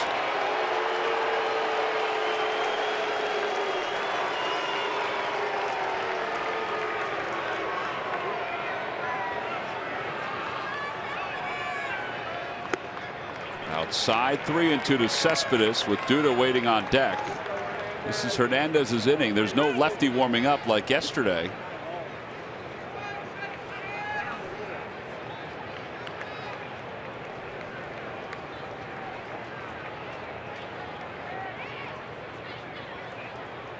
Got him. Threw one in the dirt, and Cespedes could not hold up. Well, that's 4 straight strikeouts for Phillies pitching. And 11 strikeouts overall tonight. Pretty good battle here. This is the 10th pitch of this at bat. That's just not recognizing a pitch. And Cespedes says, "You know what? I'm not even going to jog to first." Cam was waiting. He's ready for it.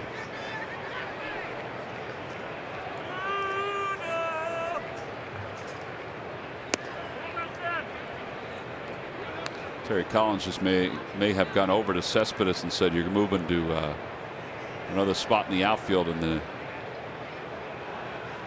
bottom of the 8th inning. We might put Lagares in place center.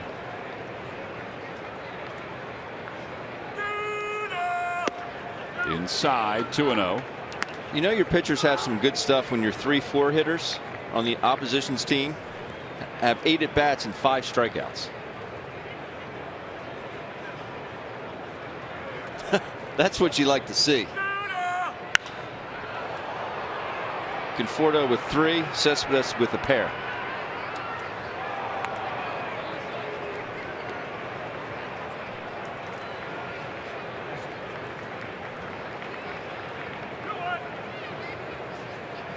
He's done, isn't he? You think? I mean, Bastardo's been throwing this entire half inning.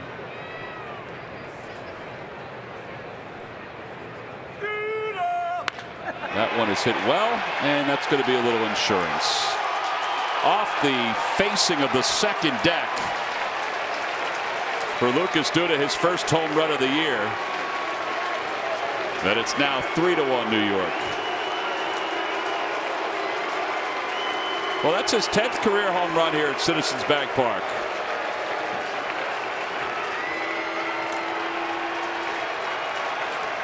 So after 27 a year ago, this is his first in 2016.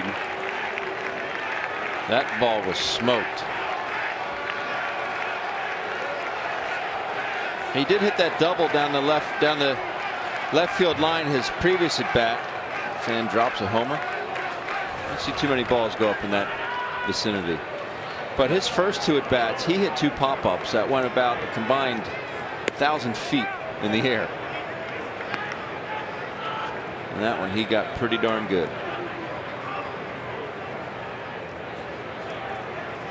Neil Walker is grounded out. He's lined out to right, and he is struck out. 1 ball and no strikes. Swing and a miss late.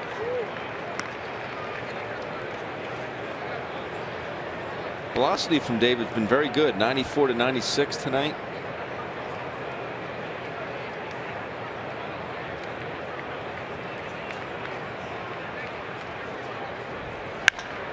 That one's hit well down the left field line, and it is gone.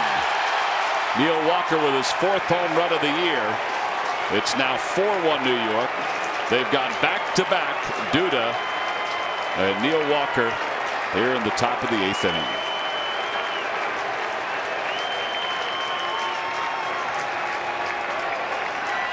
That's some pop to be able to hit it that way. Talking about letting the ball get deep.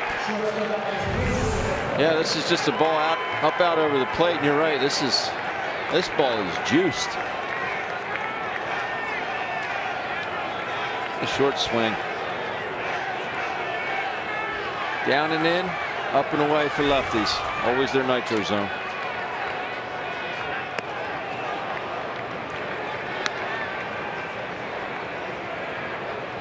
(4-1) New York. 4 runs on 7 hits. The Phillies 1 run on 5 hits.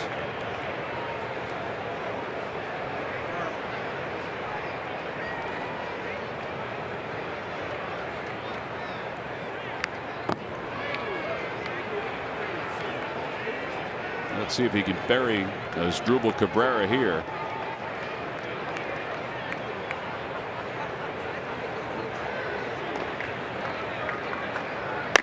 Araujo warming up.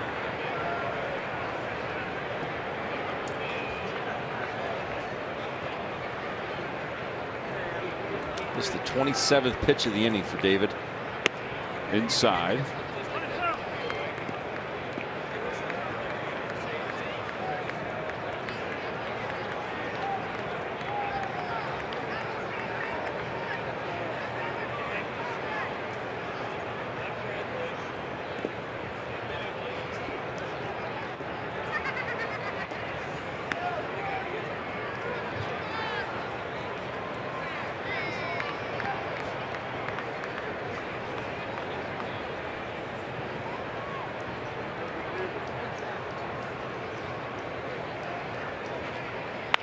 Line drive, base hit it to right field. Well, he's not fooling anybody right now. That's 3 straight hits.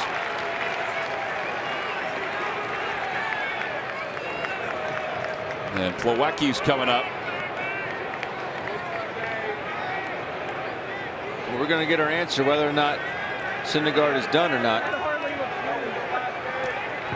Don't see anybody coming out in the on-deck circle for the Mets. Well, Bob McClure's going out to talk to David Hernandez. Now he's got his jacket and his glove, and he's going home.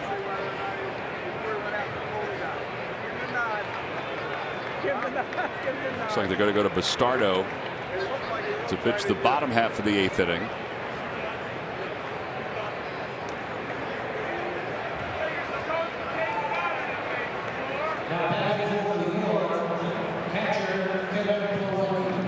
So Kevin Plawecki's coming up.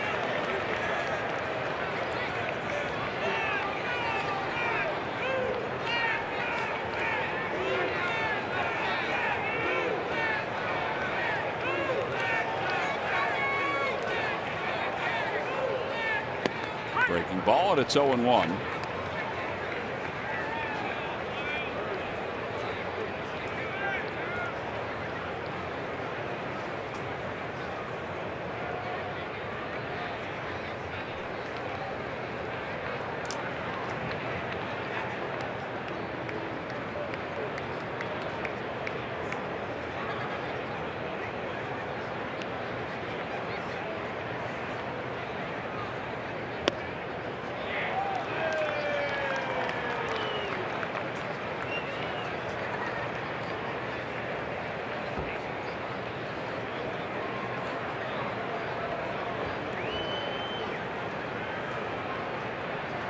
To pitch, and inside 1-2.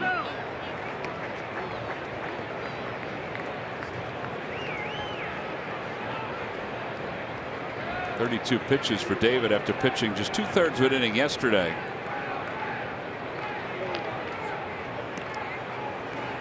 And a toss over, and Cabrera's back.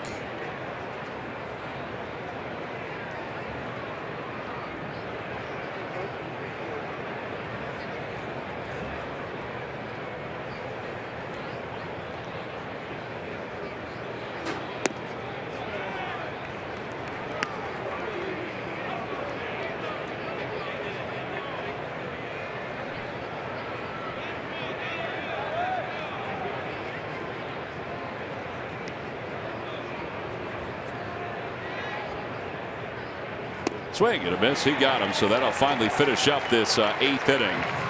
David Hernandez allows 2 runs after getting 2 outs. So as we go to the bottom of the 8th inning, the task is a little more difficult for the Phils, down by 3.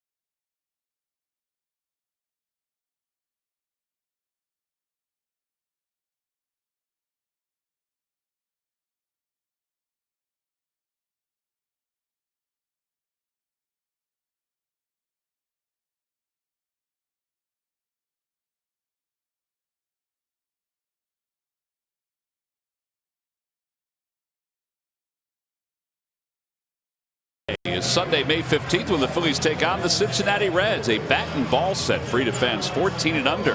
Nemours kids run the bases following the game. It's all part of the Reds weekend series. Tickets can be purchased by going to Phillies.com. Maybe stop by the Majestic Clubhouse store, purchase yourself a shirt or a jacket. That is the pink MLB collection, Ben. So that is the ladies section. Juan Lagares, the former Gold Glover, is out in center field as part of a double switch. Cespedes moves from center field over to left field. So Conforto is done. Curtis Granderson is still out right.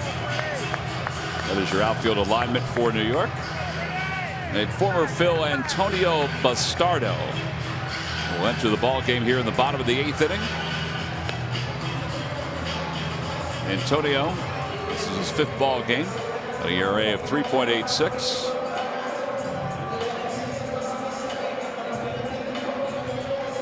He'll face his former buddy Freddie Galvis, Odubel Herrera, and Maikel Franco. Bastardo now 30 years old. It's been his first 6 years in the big leagues with the Phils. Phils signed him originally as Galvis shows bunt, takes a strike. Signed him originally as a free agent in 2005 out of the Dominican Republic.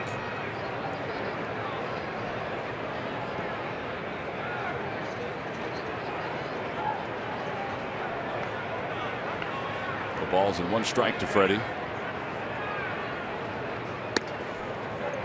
Freddie is 1 for 3. He has scored the lone run for the Phils. Syndergaard is credited with 7 innings here tonight. 7 innings and 8 strikeouts, 1 run. Madison Reed is warming up.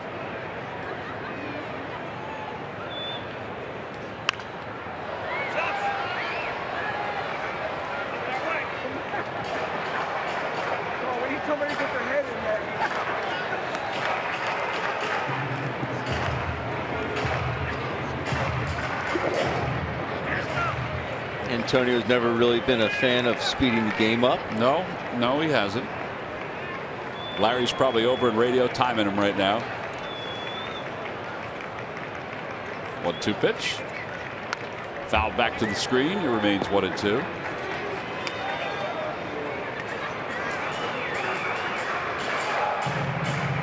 Good year last year for Bastardo. The Phillies traded him over to the Pittsburgh Pirates. He was 4-1 with an ERA of 2.98. He pitched in 66 games. Averaged more than a strikeout per inning pitch, which is the norm for him. And he just struck out Freddie Galvis. And went away here in the 8th inning.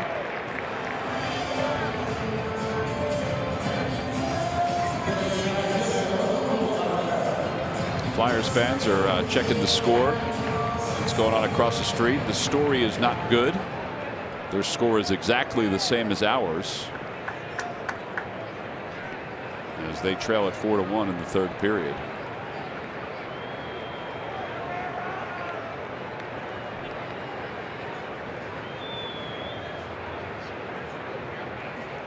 Odubel backs out, and it's 1-0. I think Odubel was taking that pitch. I believe he was. Bastardo's high school in the Dominican Republic has produced 3 major leaguers and 3 current professional players overall. 2 are in the big leagues. Pedro Siriaco was, I don't think he's with a big league team anymore. I thought he was when he broke spring. But it's Antonio Siriaco and Fernando Rodney.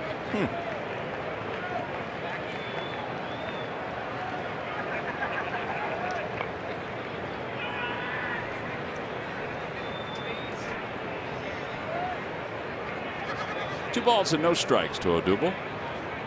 3-0. I'd much rather see Odubel just stay in the box and really go through the same motions you would if you had every intention of swinging. Almost looks like he thinks he's going to get hit with those pitches, yeah, the way he's backing off. Get in there. I mean, there might be a time where you need to go up and game might be on the line and you want to pick up an arm slot. You want to see exactly where the pitch is being released from. The timing, all that timing goes into it with Bastardo's leg kick, and when you need to start to gather yourself as a hitter. Because this will not be the last time that they will face Antonio Bastardo. No. 3 balls and 1 strike. Swing and a miss, 3-2. On the Toyota Major League scoreboard, Dexter Fowler has hit his 3rd home run, and the Cubs lead the Cardinals 1-0. Mike Matheny, the manager of the Cardinals, when asked if his team is going to get up for playing the Cubs because it's an extra special matchup because of the rivals, he said, "We will not get up any differently," as Odubel takes inside ball 4 for the Cubs compared to anybody else. In fact, if we do, and I'm paraphrasing, we should be ashamed of ourselves and give the money back to all the fans who come and watch us play against the other teams. Exactly right. Whoever you go up against, you just want to flat out beat. I don't care if it's the 86 Mets, the 27 Yanks. You want to beat whoever's in that other dugout.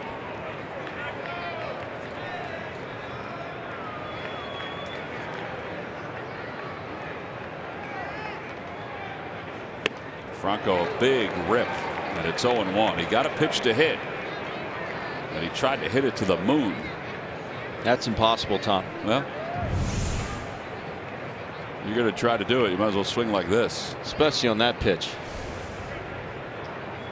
That was a good one to hit. No 1 pitch coming to Franco. 0-2. Bastardo has challenged him with these last 2 pitches.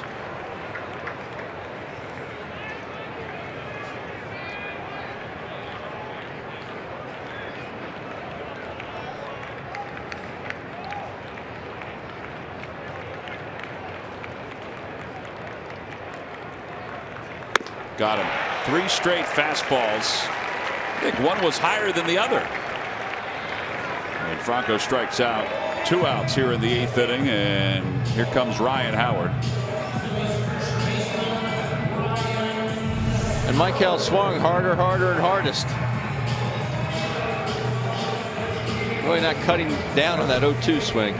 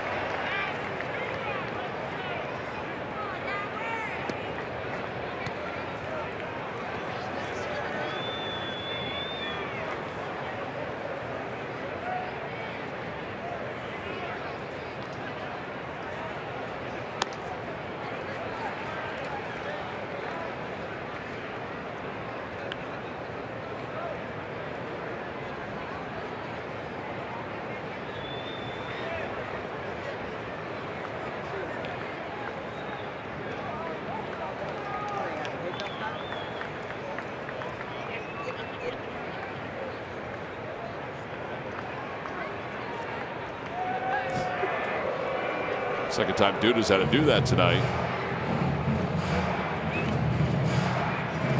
Antonio doesn't look too comfortable throwing that ball to first base.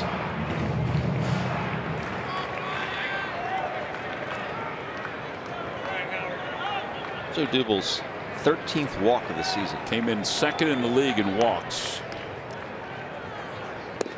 Howard cannot hold up on that slider. It's 1-2. Odubel did say in spring training that one of his goals was to be more patient. Now, we didn't see it in spring training. No, we did not. It is totally different, because usually if you have a goal coming in, you kind of think about it in spring training and try to utilize it in spring training. A ball and 2 strikes to Howard. Odubel goes. Howard takes outside, and Odubel will get to second base. That'll be a stolen base. Yeah, that's his 2nd of the year.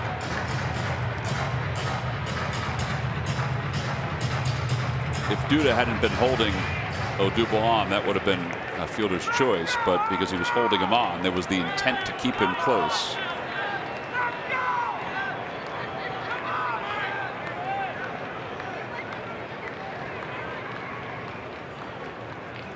And Howard strikes out. No. Ooh, all right.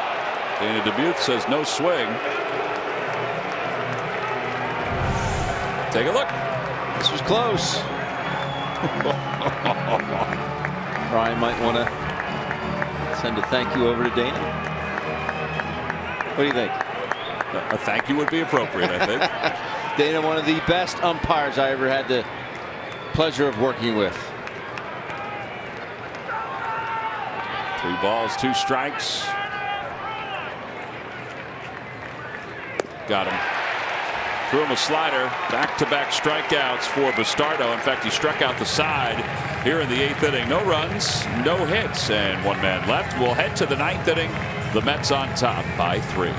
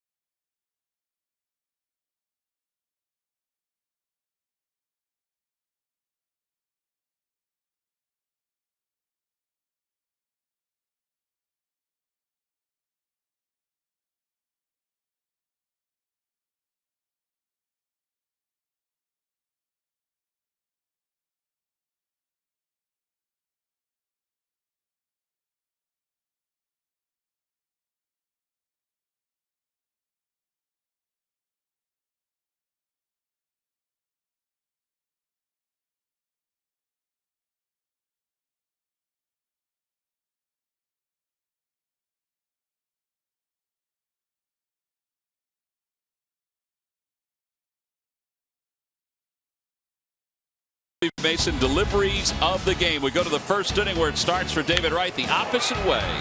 Gets a fastball out over the plate by Jared Eichhoff. Hits a long home run to right field. Duda up top. This one almost to the 2nd deck.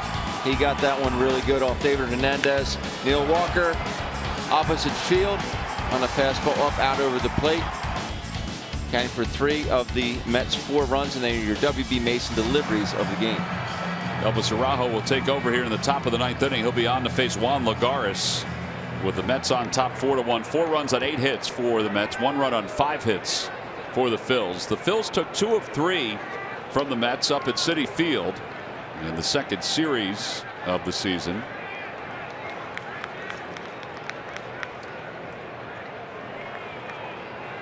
The Mets took game 1 of that series. The Phillies won the next 2.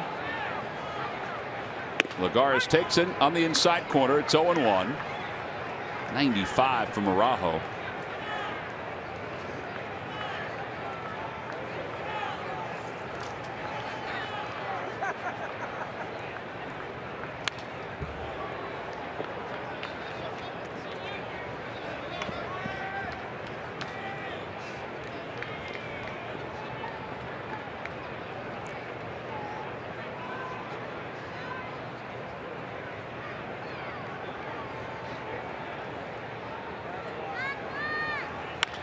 Back toward the middle. That'll roll into center field. A base hit for Lagares. So leadoff single here in the top of the 9th inning. And Curtis Granderson has had a tough night tonight against Jared Eichhoff. We'll look back at this ball game, and it's still a ball game. 3 runs is not an insurmountable lead. But Jared Eichhoff threw 7 tonight. I thought he was very good. You think about his first outing, 5+, 2 earned runs. Last outing was excellent, but I think he's carried it over to tonight's outing too. He sure did. Like you said, it's not insurmountable for just 3 runs. but we can't lose. The Phillies do go on to lose this ball game. We can't lose sight of the fact that Jared was great. He was very, very good. That breaking ball just continues to amaze me. The command of the breaking ball, mixing some sliders. I saw what a couple good change-ups, which is, if he could start to incorporate that even more so to the lefties, he's going to have even more success. Well, and he's not Max Scherzer by any stretch. I'm saying this because of the number of pitches that Scherzer has in his repertoire. But Scherzer has 5 that he throws. He threw 5 different pitches yesterday. As that one's hit sharply back toward the middle. Maikel Franco is helped out again by Ryan Howard on the double play. 5-3 in the double play. Just to have the command of more than even 3 pitches as a starter really puts you in a good spot. You saw him get back in counts with that changeup. Saw him get back in counts with the curveball and the slider. Fastball command was good early on, I thought. Started to get away from that a little bit. Went to his off-speed pitches, able to get back in counts and get outs, get strikeouts. Very, very good tonight. David Wright is the hitter. Wright tonight is 1 for 4 with that home run his first time up.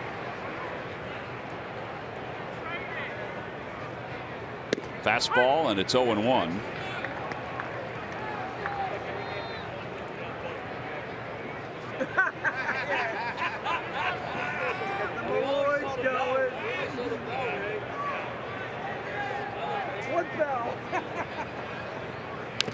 Oh, 2. Phillies bottom of the 9th inning. It'll be Rupp, Lowe, and Cesar Hernandez. Those are the hitters that are scheduled. They'll face Juris Familia,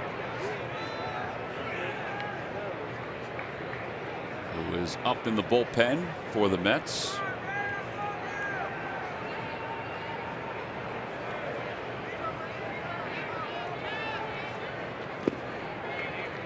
Araujo buries that.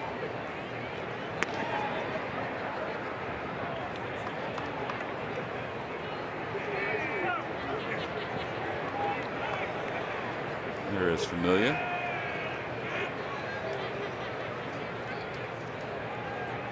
Outside.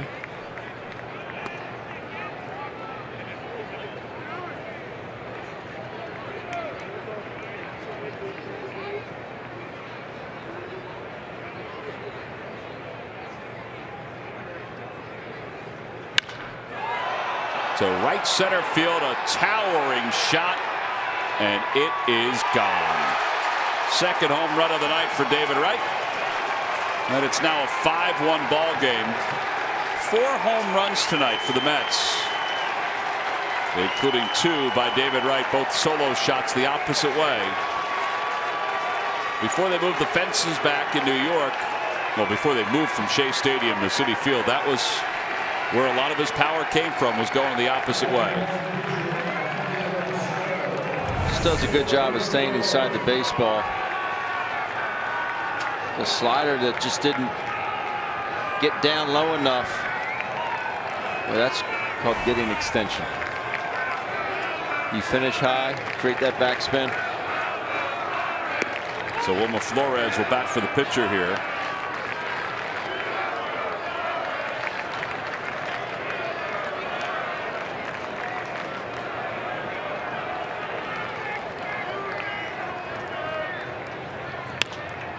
Fly ball left center field. David Lowe is under it, and he puts it away. That's the final out. But the Mets tack on another run on the home run by David Wright. They get a couple hits in the inning.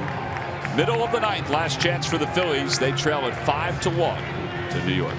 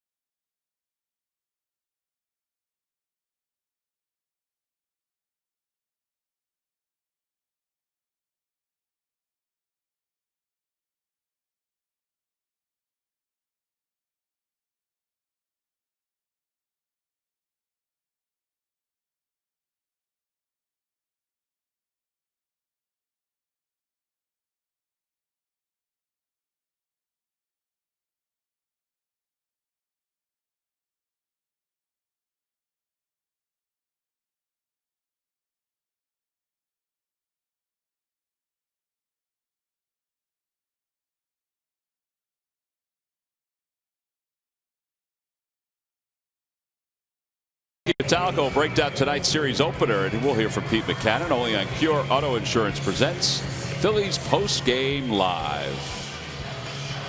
Phillies trail at 5-1 as we go to the bottom of the 9th inning. And Jeurys Familia will be the new pitcher for the Mets. Familia, who last year was able to close out 43 games. He has 3 saves and 3 opportunities so far this season. This is not a save situation. It was a few moments ago until David Wright hit the home run, but he was already warmed up and ready to go. So he'll face Cameron Rupp. And then David Lowe. There's David Wright, who has 2 home runs tonight. Both opposite field shots, both solo shots. He's been a Philly killer over his career. It's 22 home runs here at Citizens Bank Park.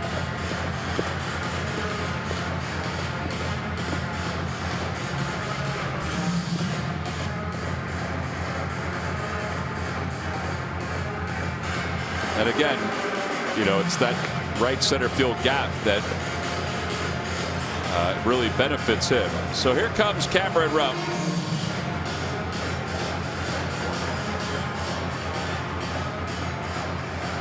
Cam going to try to get something rolling here.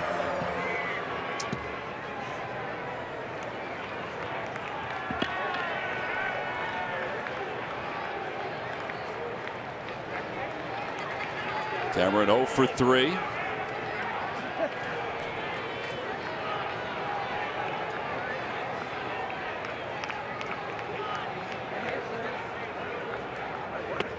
A pitch low, and it's 1 ball and no strikes. I know the PC thing to say for closers, and just to keep some type of civility in the clubhouse is, do you get upset when you're not in a save situation? Boy, Cameron. But he was in a save situation, like you said minutes ago, and then now all of a sudden he's not. Well, and I think that if you're the Phillies, you kind of try to obviously come from behind here against him. But man, run up that pitch count. Make sure that he is unavailable at some point in this series. Yeah. But you're going to say that as a teammate. No, it's just a matter of us getting a win and getting, winning the first game of the series and all the good things to say. But down deep, these closers, they want to see that S next to their name when they read the box score. Yeah, they don't want to see GF and no S. No. Game's finished. David Lowe tonight is 0 for 3. Grounded out 3 times, and he takes outside. It's 1-0.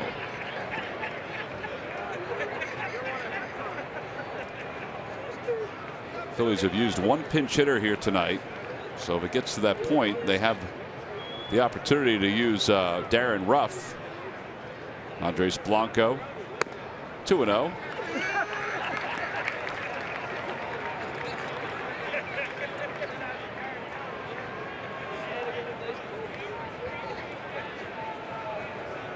See if they get another base runner here and put the heat on a little bit.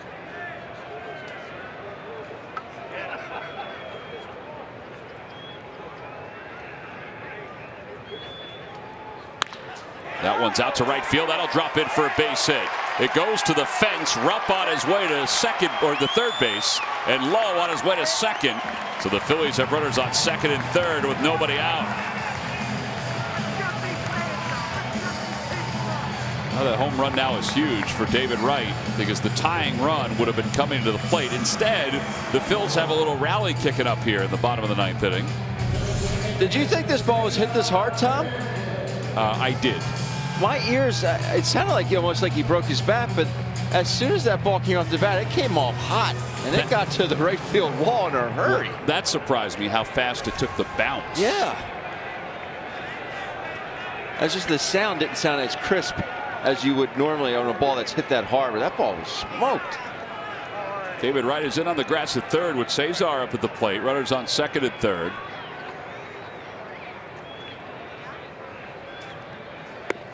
Low, ball 1.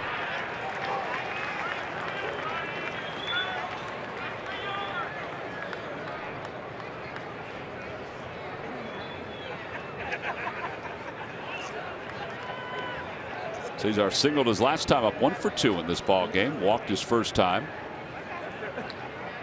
That's hurtful. That's hurtful.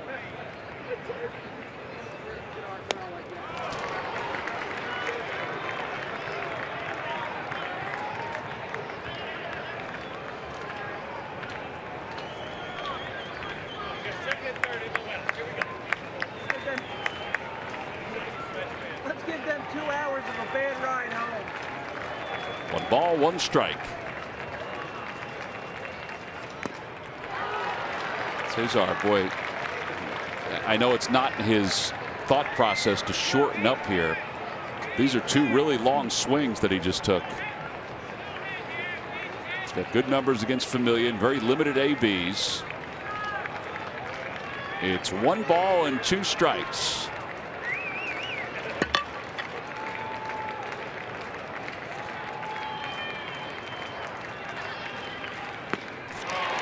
And he strikes him out. That was not the best of at-bats. Down by 4 with the first 2 runners in the scoring position for Cesar. It'll bring Andres Blanco to the plate. Familia is just a tough pitcher, though. I mean, those are tough. That ball was moving down. The movement that he gets. I remember texting you and Matt when the ball club was up in New York at Citi Field, and how he makes the ball move that much at 96 to 98. I mean, it's straight down. Straight down. Well, now Blanco, one of the heroes in yesterday's ball game. He tied the game up by scoring Peter Borges, who he's pinch hitting for here. Ruff is on deck. 1 ball and no strikes, 98. There's Darren Ruff. You have a theory here on whether you take a strike or if you get a good pitch to hit, you going after it. You don't want to fall behind against Familia. He's got such good movement. If you get a ball that's up in the zone, you really just try and take a good pass at it.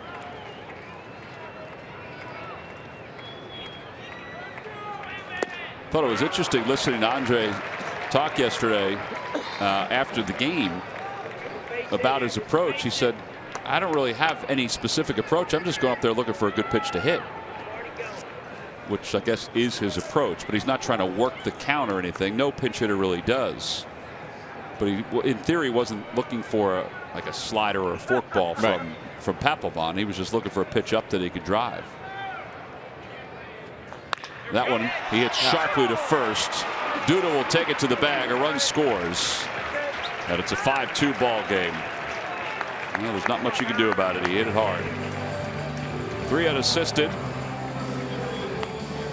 And Darren Ruff will come up. You hit the ball hard. After that, it's out of your control. That's exactly what Andres did right there.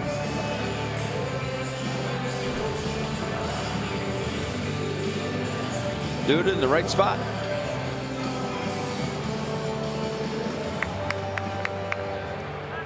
So Darren Ruff will be the final chance for the Phillies.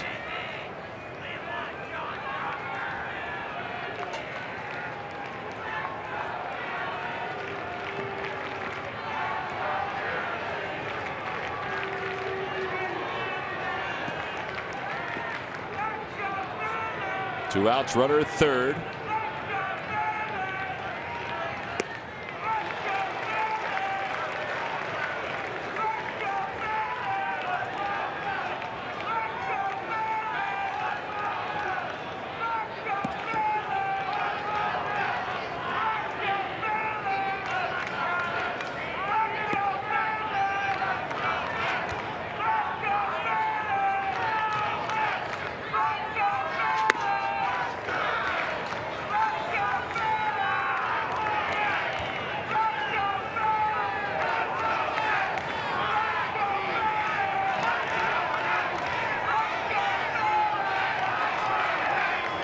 One ball and one strike to Ruff.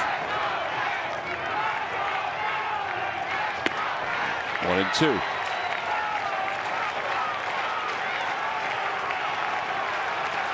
Tough pitch there, slider down and away.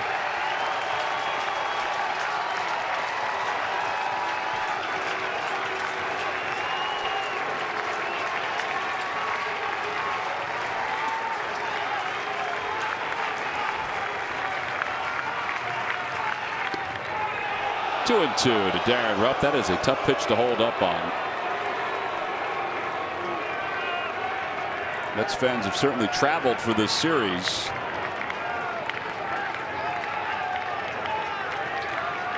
Just taking a glance behind their dugout. Yeah. Quite a few. It's 2 balls and 2 strikes to Darren Ruff. Three and 2. Pitches are close, but they're balls. Freddie Galvis hoping for a chance.